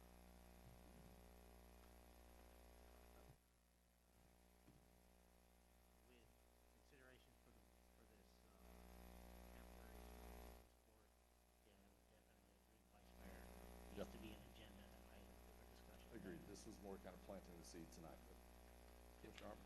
Yes, I support this also. Okay. Mayor, just one question on the signage. Yep. Is that going to be like for the whole month, 2 months, 3 months? Because obviously these signs, sometimes we need them for some other activities, so. I think we'll defer to staff on that. Obviously, if you need them for other activities, you have to mobilize them as needed. So we'll let you all figure that out. But as much as possible that we can mobilize them for this, and then I think we'll all kind of know when the appropriate time is. I'm assuming 44 on US 1. Yeah, that was my thought. Yeah. Okay, thank you all, gentlemen. So, Mr. Mayor, the city will pony up the $250 and extra for as many signs as people need? I would say we start with 100, and once we get through that 100, if more are needed, yeah, the city and or someone will make sure those are available. Money well spent. Mayor, yeah, the city's going to bear the cost of that $250. I'm willing to pay the cost of that. Okay. I'll donate that $250.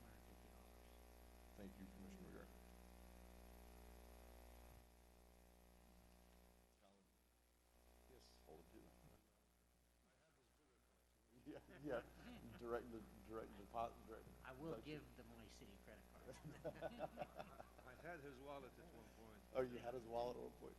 All right, we appreciate that. It's very generous coming from a small business owner to give back in that way, so. And I too was very, very impressed with the design, so thank you for that. Okay, I think that gets us through COVID-19. Thank you to staff, thank you, David, for that.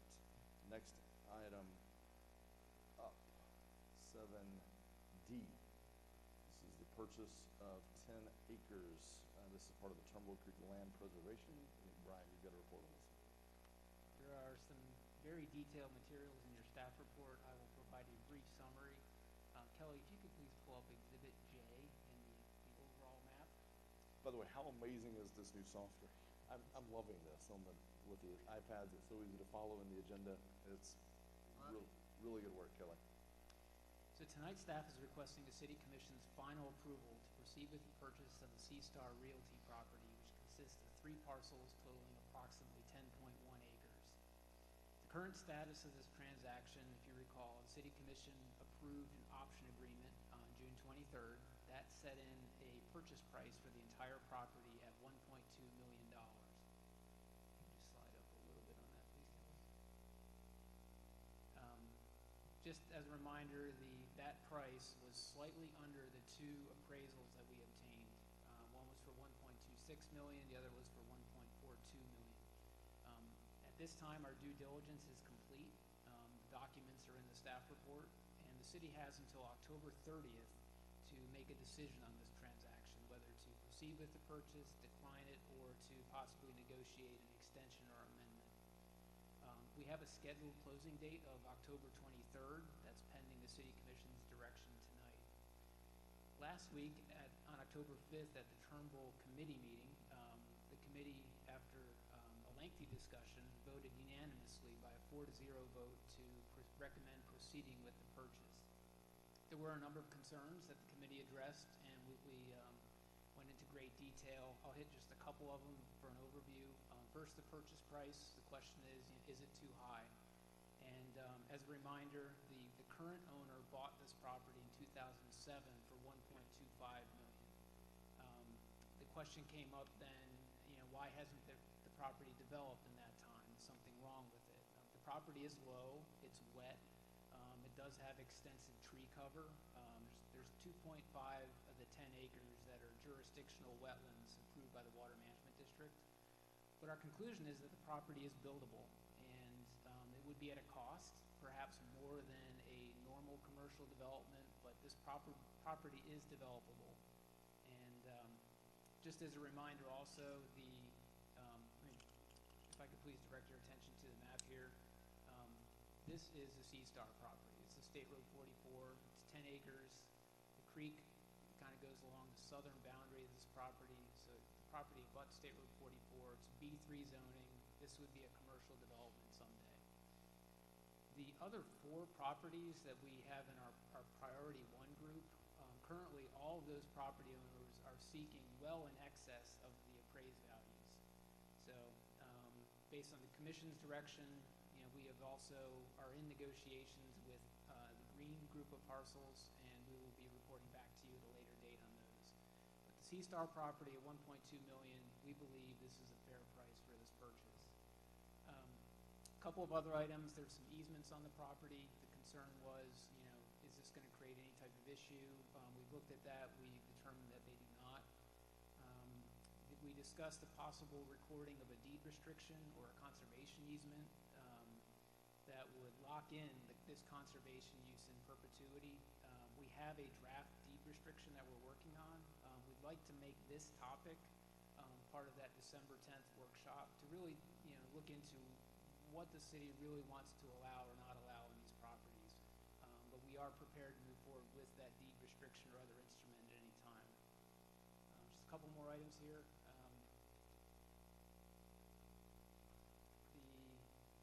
The documents, due diligence is in the packet. I'm not going to go through those individually. There was an issue with the DOT with the right-of-way at the very northwest corner of the property. That has been resolved. There's a .04 acre DOT right-of-way that has been extracted from the property. I have an updated boundary survey that I received today with that, and we will be forwarding to the commissioners. There's a phase 1 environmental site assessment. It's over 300 pages. It included a 2006 environmental site assessment. No major issues were identified. You have a title insurance commitment. You have title exception documents. You have draft closing documents. We have our legal consultant working with the city attorney's office is reviewing all of those documents. Overall, staff recommends approval. I'd be glad to take any questions or go into further detail as needed. Okay. Discussion by the commission. Commissioner McGurk, sorry. Y'all work it. I'll defer to the vice. All right, Vice Mayor, go ahead. No, my only comments were the commission did a good job, the staff did a good job, and I will make a motion to proceed with the purchase. Second. Okay, and a motion to proceed in a second. Any other discussion on this item? Brief comment.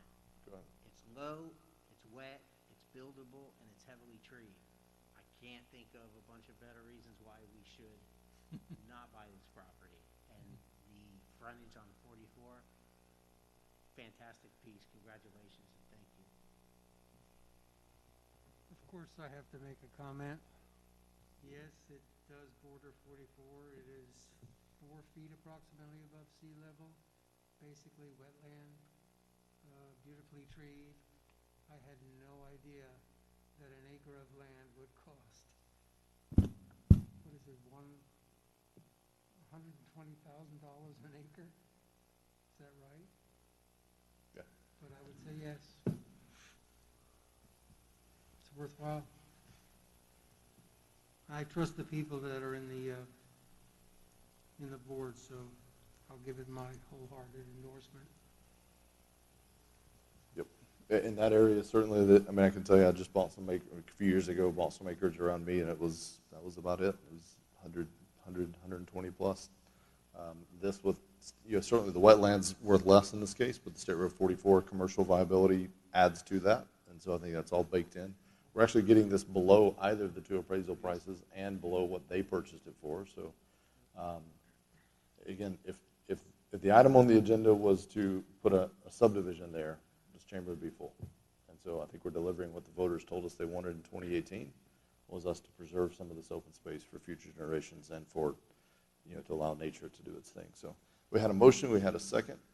City Clerk, if you'd call the roll, please. Commissioner McGurk? Yes. Commissioner Sacks? Yes. Vice Mayor Colodey? Yes. Commissioner Hartman? Yes. Mayor Owen? Yes. Thank you. All right, the purchase of 10 acres is approved. Thank you, Brian. All right, next items up is item 8A. It is under second readings and public hearings. It is actually a first reading, but it is a public hearing because it is a change, it is a large-scale comprehensive plan. We do vote, gentlemen, on both the first and the second, again, because this is large-scale. So with that, ordinance 102-20, it's a public hearing. City Attorney will read this ordinance the first time by title only. Ordinance number 10220, an ordinance amending the City of New Smyrna Beach Comprehensive Plan, changing the future land use designation of 16.7 plus or minus acres located north of Pioneer Trail, west of North Glencoe Road, east of Luella Street, from city low-density residential and residential estate to city rural, providing for amendment of the associated comprehensive plan maps, providing for required transmittals, providing for public hearings, providing for conflicting ordinances, and providing an effective date. Okay. Mr. Mathen, do you have a report? Yeah, so we have the current property owners who just purchased this property. They are looking to change the future land use and the zoning for this property. This is kind of against the norm. They want to downzone this property. Right now it's zoned residential. Based on the future land uses that this property has, there are two different ones. They're going to have a gross density of 76 units. They're looking to buy it, change the future land use to rural, which would be one house per 5 acres. Unless they're within so many feet of a subdivision that has less that, then they could go to 1 unit per acre. Their request to us is they want to buy it. I mean, they bought it and they wanted to use it for agriculture. They want to put livestock on it. And under the current zoning of residential, we don't allow livestock. So They are going to go to a agriculture zoning and a rural future land use. They do have plans to split the property in the future if they want to cut a 5-acre tract off for one of their children, and the remainder of it, they'd have their house, which is be different. So they still would have at least one house per acre. So you're looking at 2 lots, 2 houses. The neighborhood that it's in, the FAA is right around the corner, so it is kind of a rural setting in that part of Pioneer Trail. So staff supports it, and we recommend approval of it. All right, thank you, Bob. This is a public hearing. Any members of the public wish to comment just on this item? Any members of the public? Seeing none, we will close the public hearing. And do I have a motion to adopt ordinance number 102-20 on first reading? So moved. Second. I have a second. If no discussion, City Clerk, if you would call the roll, please. Commissioner Sacks? Yes. Vice Mayor Colodey? Yes. Commissioner Hartman? Yes. Commissioner McGurk? Yes. Mayor Owen? Yes. Thank you. All right, the second reading and public hearing will be conducted on October 27th, 2020. Yeah, literally, I found Brian before the meeting. I was like, wait, did I read this wrong? Is this truly a down zoning? Is this, you just made history, gentlemen. All right, the set of items 9A, B, and C is related to 1990 Mayport Avenue. The city attorney will read these ordinances the first time by title only. Ordinance number 9920, an ordinance annexing into the city of New Smyrna Beach 1 ± acres of property located south of Turnbull Bay Road, west of Kennard Street, south of Mayport Avenue, addressed as 1990 Mayport Avenue, providing for redefining boundaries of the city, designating the property within Commission Zone 3, providing for public hearing, providing for required filings, providing for conflicting ordinances, providing for severability, and providing an effective date. Ordinance number 120. An ordinance of the City of New Smyrna Beach amending the comprehensive plan, changing the future land use designation of 1 ± acres of land located south of Turnbull Bay Road, west of Kennard Street, south of Mayport Avenue, addressed as 1990 Mayport Avenue, from Volusia County Rural to City Rural, providing for amendment of the associated comprehensive plan maps to show the area incorporated into the city, providing for public hearing, providing for conflicting ordinances, and providing an effective date. Ordinance number 10120, an ordinance of the City of New Smyrna Beach rezoning 1 ± acres of property located south of Turnbull Bay Road, west of Kennard Street, south of Mayport Avenue, addressed as 1990 Mayport Avenue, from Volusia County A3A Transitional Agriculture Airport Overlay to City A3A Transitional Agriculture Airport Overlay Zoning District, providing for conflicting ordinances, providing for severability, and providing an effective date. Okay, second reading and public hearing for those items will be conducted, or quasi-judicial hearing, sorry, will be conducted on October 27th, 2020. Next item up is 9D. City attorney will read this ordinance the first time by title only.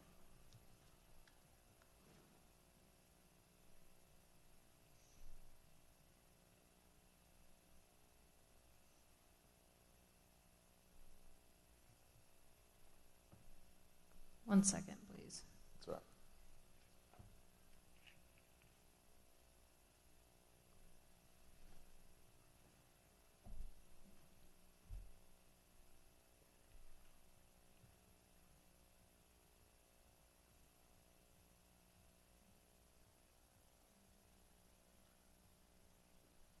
You got it?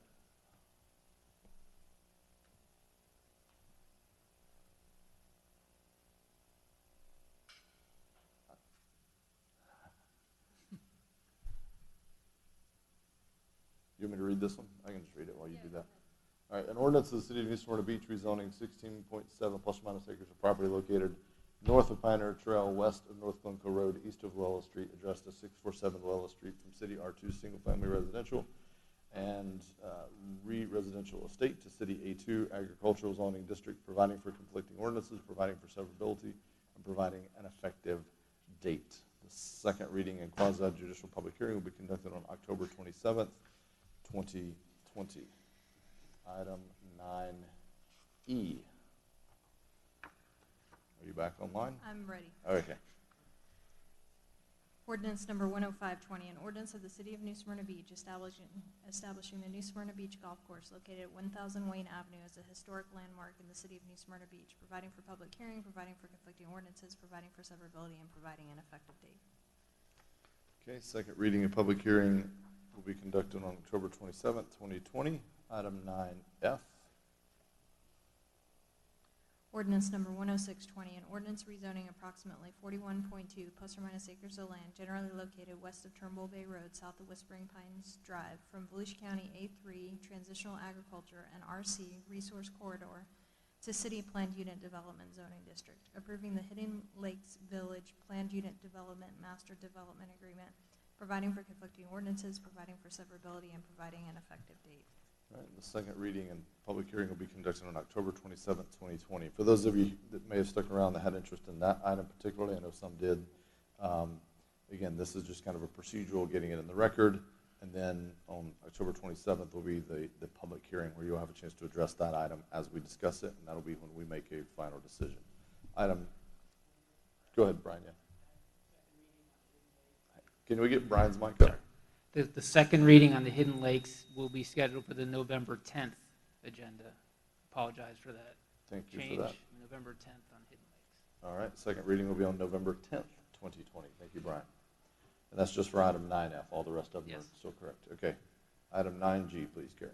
Ordinance number 10720, an ordinance of the City of New Smyrna Beach amending the Ocean Gate PUD Master Development Agreement and Conceptual Development Plan, authorizing the mayor to execute the Second Amendment to the Ocean Gate Commerce Center Master Planned Unit Development Agreement, providing for a public hearing, providing for conflicting ordinances, providing for severability, and providing an effective date. Thank you. The second reading and public hearing will be conducted on October 27th, 2020. And item 9H. Ordinance number 10820, an ordinance of the City of New Smyrna Beach granting a non-exclusive franchise to Precision Containers and Cleanup LLC to provide construction and demolition debris removal services within the City of New Smyrna Beach, outlining franchisees' duties, providing terms and conditions under which such franchise shall operate, providing for severability, providing for conflicting ordinances, and providing an effective date. Okay. And again, the second reading and quasi-judicial public hearing will be conducted on October 27th, 2020. Next item up is 10A, Neighborhood Council. We have a vacancy on that board. Commissioner McGurk will appoint one Zone 3 resident to serve the unexpired term to expire on May 28th, 2022. Commissioner McGurk, what's your pleasure? Okay, unfortunately, I've had the closest updates is September 28th. I have an appointment. Her first name is Maureen. And unfortunately, I have forgotten her last name and do not have the email of the application due to lack of the technology working. So, okay. But I do wish to appoint Maureen. So, if the commission's comfortable, can we allow the commissioner to get staff that final last name and make that appointment? Or, oh, Randy's got the last name. P-R-Y-E-W-L. Does that sound familiar at least? Perrell. Okay. So Commissioner McGurk made a nomination of Maureen Perrell. Yeah, it's an appointment. An appointment, yes, not a nomination. Appointment of Maureen Perrell. Do you have a comment on that? No, my only comment was I did meet her earlier, and I'm glad. I'm glad we took care of that little problem. She's been in the Citizens Academy, and she's been involved in the district town hall meeting. So I'm excited to have her on. And apologies for her last name. No problem. I think, I also had a chance to meet her as well. So glad to have her on board. Thank you, Randy, back there. All right. Item 10B, Planning and Zoning. Consider the reappointment of 3 members of the P&Z to 3-year term expiring October 31st, 2023. Commissioner, what's your pleasure? Saul, Vice Mayor first. Go ahead, and I'll come to you. No, just a comment. We've had a number of people who are applying for these positions. I think they should have been considered. I realize that all these members, which I fully support and would vote for, are on their first terms, and we'd like to appoint them for a second term. But I don't think that we should have not listed everybody else who has applied. Okay. Let's hear from Commissioner Hartman. Mayor, I agree with the vice mayor, and I make a motion to table this item to the next meeting with all applicants presented before us. Okay, I have a motion to table item 10B. Do I have a second on that? Sorry. I'll second it for discussion. Go ahead. My question would be, I don't remember off the top of my head when all these appointments expire, and I don't want to lower the number of members on the Planning and Zoning Board to preclude their business. They all expire October 31st, 2020. So that'll be after our next meeting. And they don't have a meeting until November anyway. Yeah. First Monday in November. Okay. So a motion to postpone item 10B until our next meeting. I had a second to that. If no other discussion, City Clerk, if you'd call the roll, please. Commissioner Hartman? Yes. Commissioner McGurk? Yes. Commissioner Sacks? Yes. Vice Mayor Cludy? Yes. Mayor Owen? Yes. Thank you. All right, item 10B is continued. With that, we're up to Mayor and Commission reports. We'll begin with the Vice Mayor as always.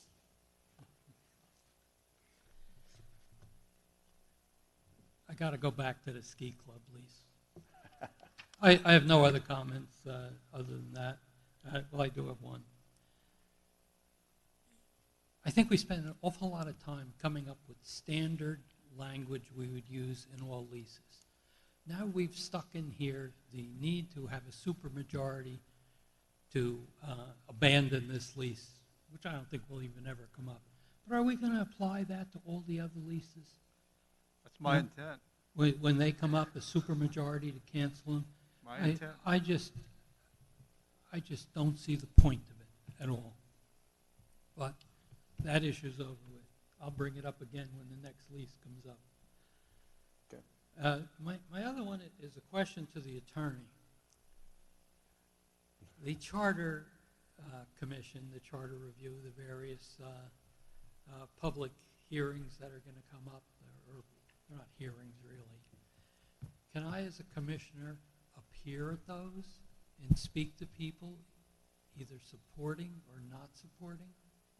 So the meeting on Thursday, you can attend, but I am recommending that no commissioners speak at that meeting. You can have individual conversations with anyone wanting to know your views on certain things, but it's possible that if there's multiple members of the commission at that meeting answering questions, this could foreseeably come before you again, and we would have an issue with sunshine laws. It's not a meeting with minutes taken. This is just a informational session. So I'm recommending you can attend, but I do not recommend you speak, but people are welcome to speak to you on an individual basis on those matters.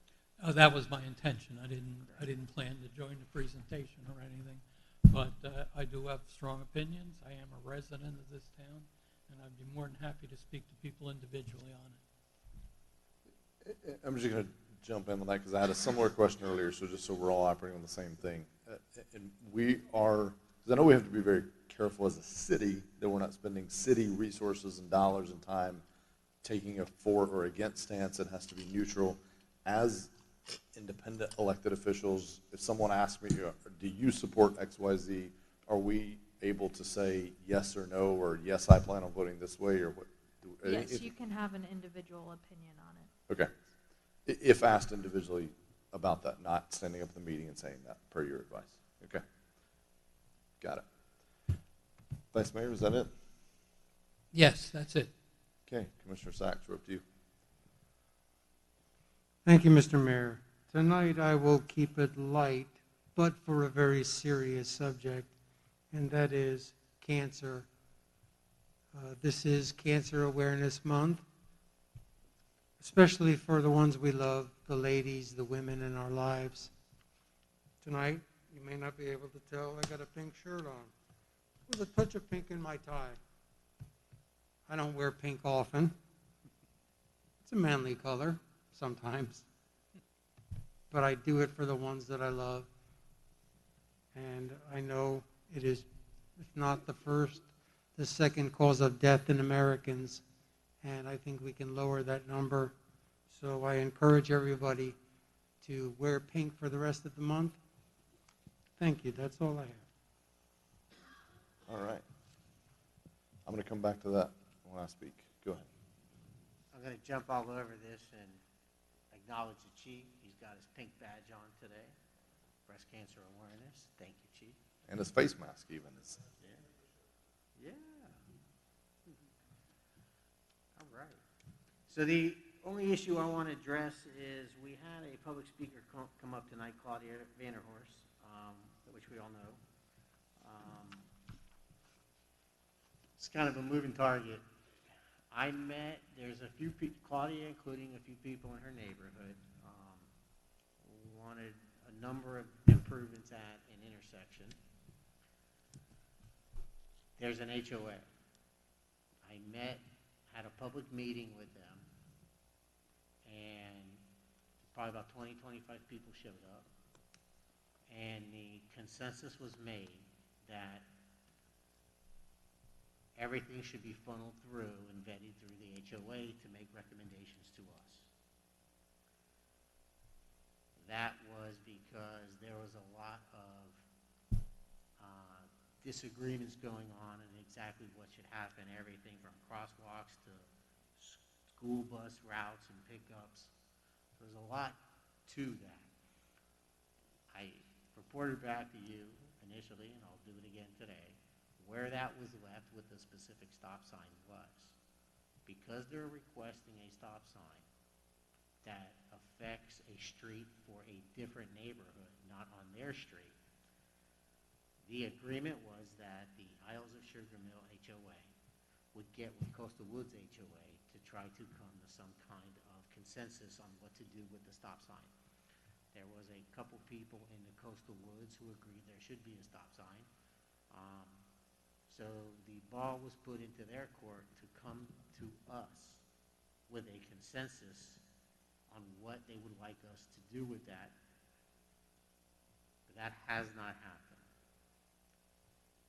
The whole area of Sugar Mill, around Isles of Sugar Mill, Coastal Woods, that is something that has to be looked at. The stop sign is a issue. The bus route is no longer there. There was even disagreements about whether or not the kids for Isles and Sugar Mill. There's a great parking lot with a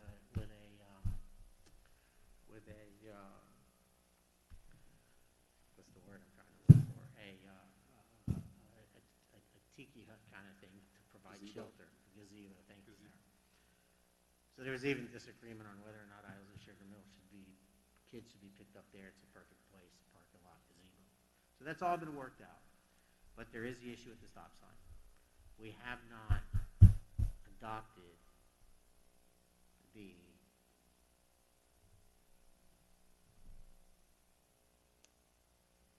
Uniform traffic calming manual? Traffic manual, thank you. So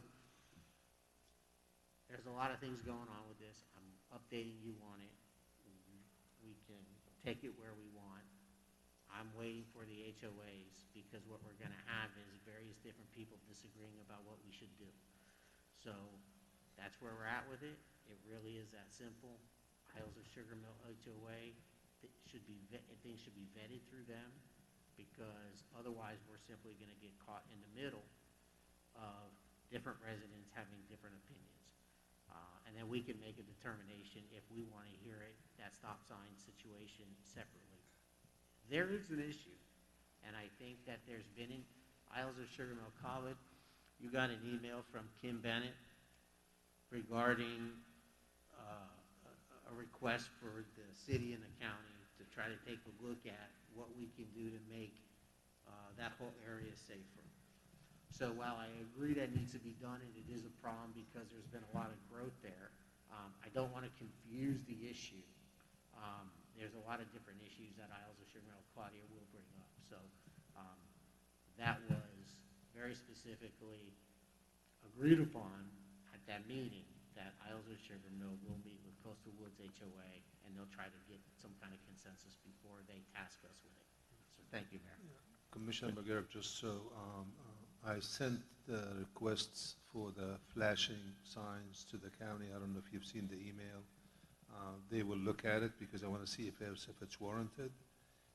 And then I guess the funding issue would come up. So We'll see if the county, if it's warranted and they install it, it's one thing. If they want to do the same method we did on South Atlantic, then I have to come back to you because that is not in the budget.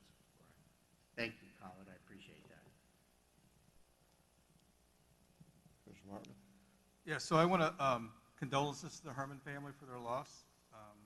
I know they've been dealing with this issue for a while, this illness for a while, so it's always tough. So my thoughts and prayers are with you and your family. Later this week, I volunteered for another affordable housing committee, so I have a meeting later this week via Zoom. Hopefully I can bring back some good information, something positive come out of that. So look forward to that in the months to come, and hopefully something will happen.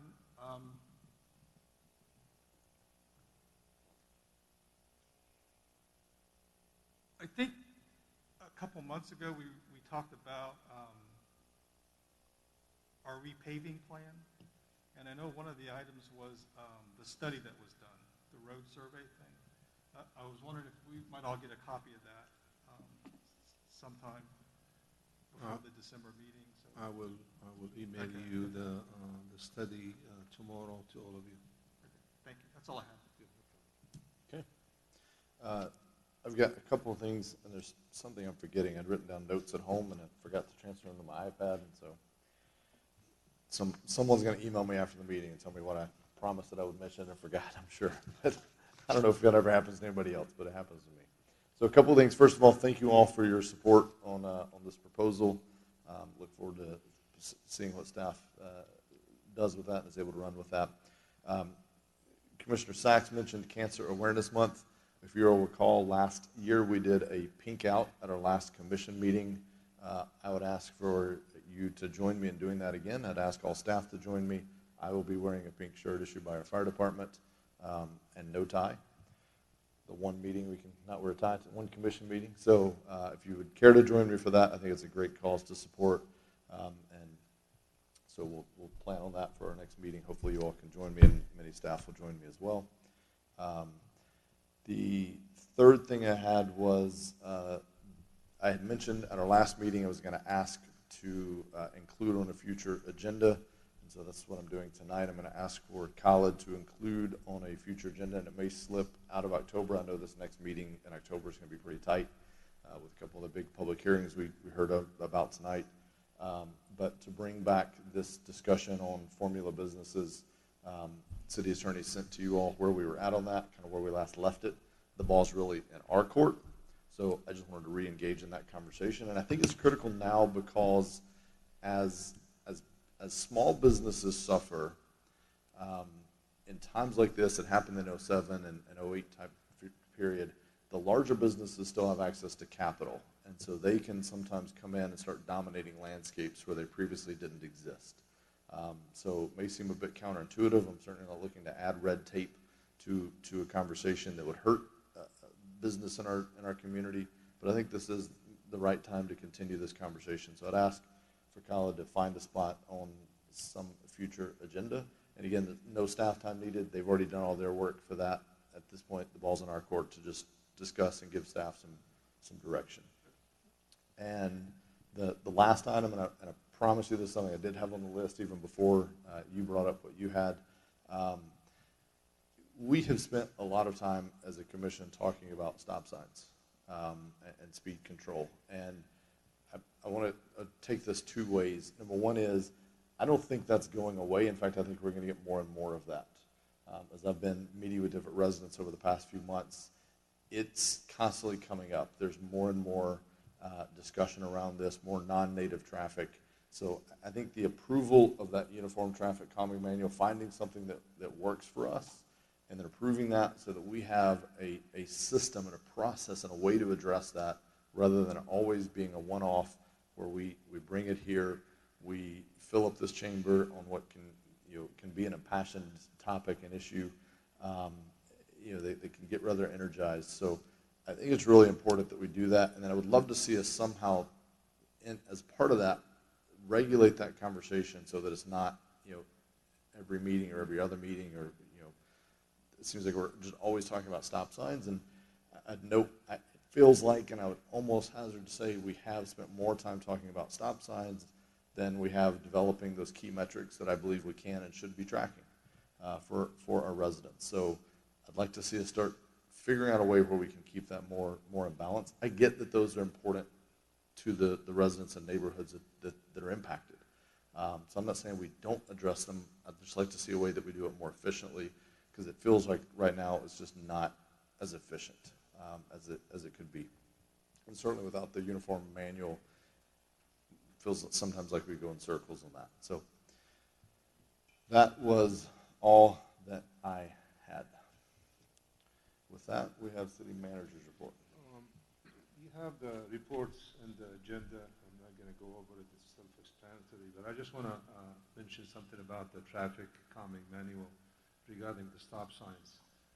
I could assure you that if that was adopted, especially regarding stop signs, I would say 99% of the stop signs requested would not be warranted and would not meet the criteria in the traffic manual.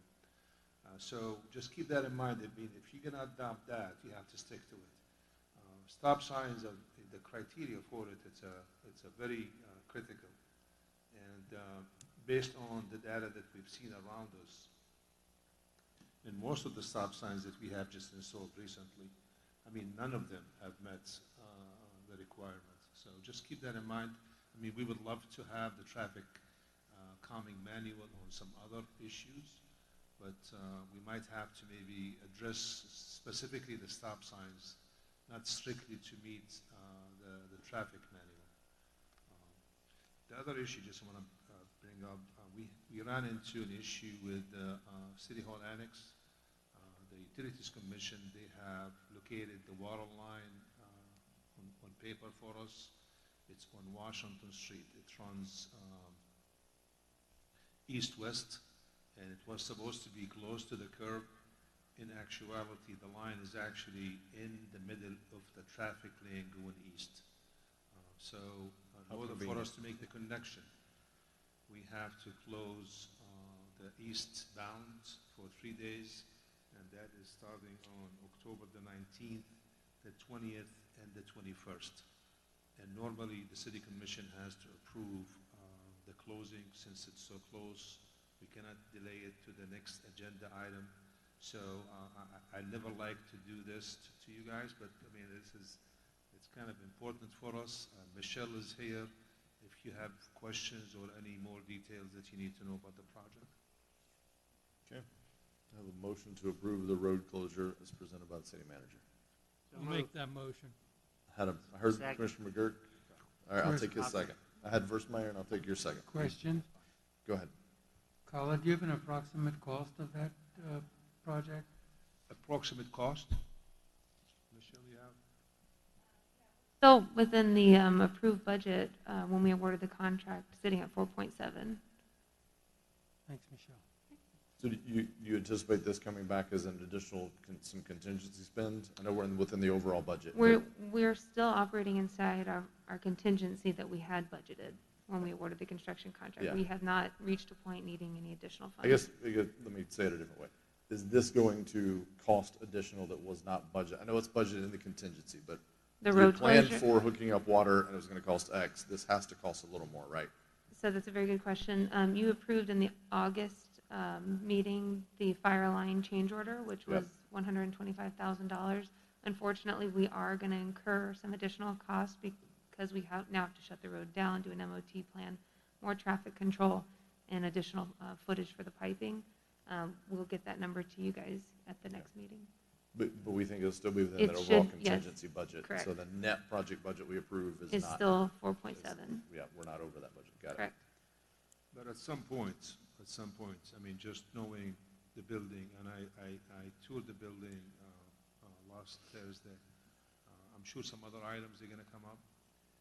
I think with this cost, that the water line is in the middle of the road, probably it's going to cost a little bit more. So, yeah, that's the problem when you have an existing building like this. I mean, when I called it the money pit, I wasn't joking at the time. So. But maybe we can win the Donna Dean Miller Award next year. I think we should. I think we should be as like well. a devil, not a. All right. So I had a motion from, I think I took your first and I had a second. You have more discussion? Go ahead.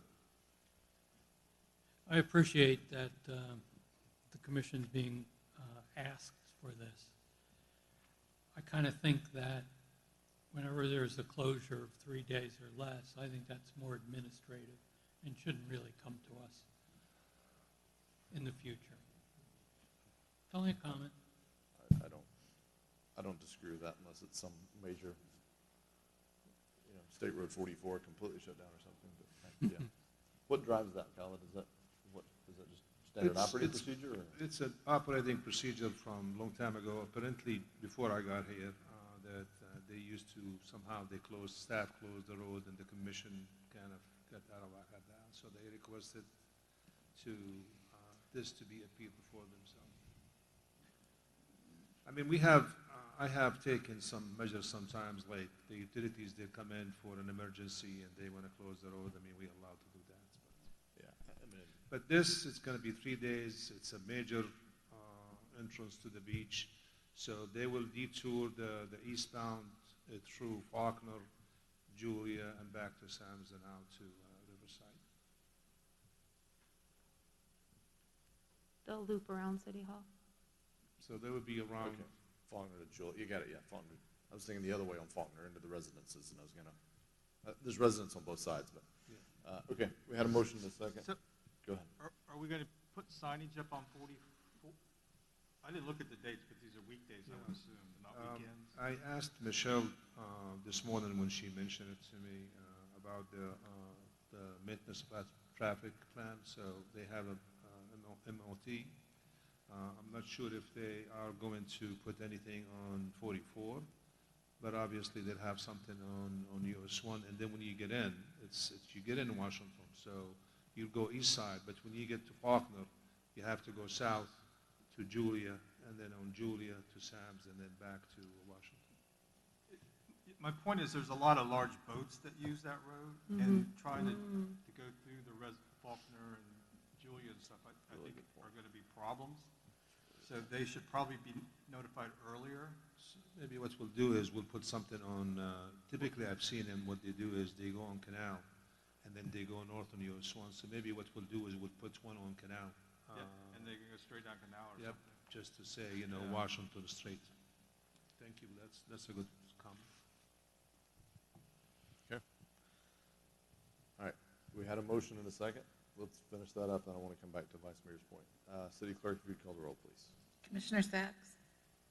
I guess so, yes. Vice Mayor Colodey? Yes. Commissioner Hartman? Yes. Commissioner McGurk? Yes. Mayor Owen? Yes. Thank you. All right. I do think as part of at some point, some future discussion, we should look at some of these things and whether or not they do need to all come to us. And so, all right. Khaled, anything else?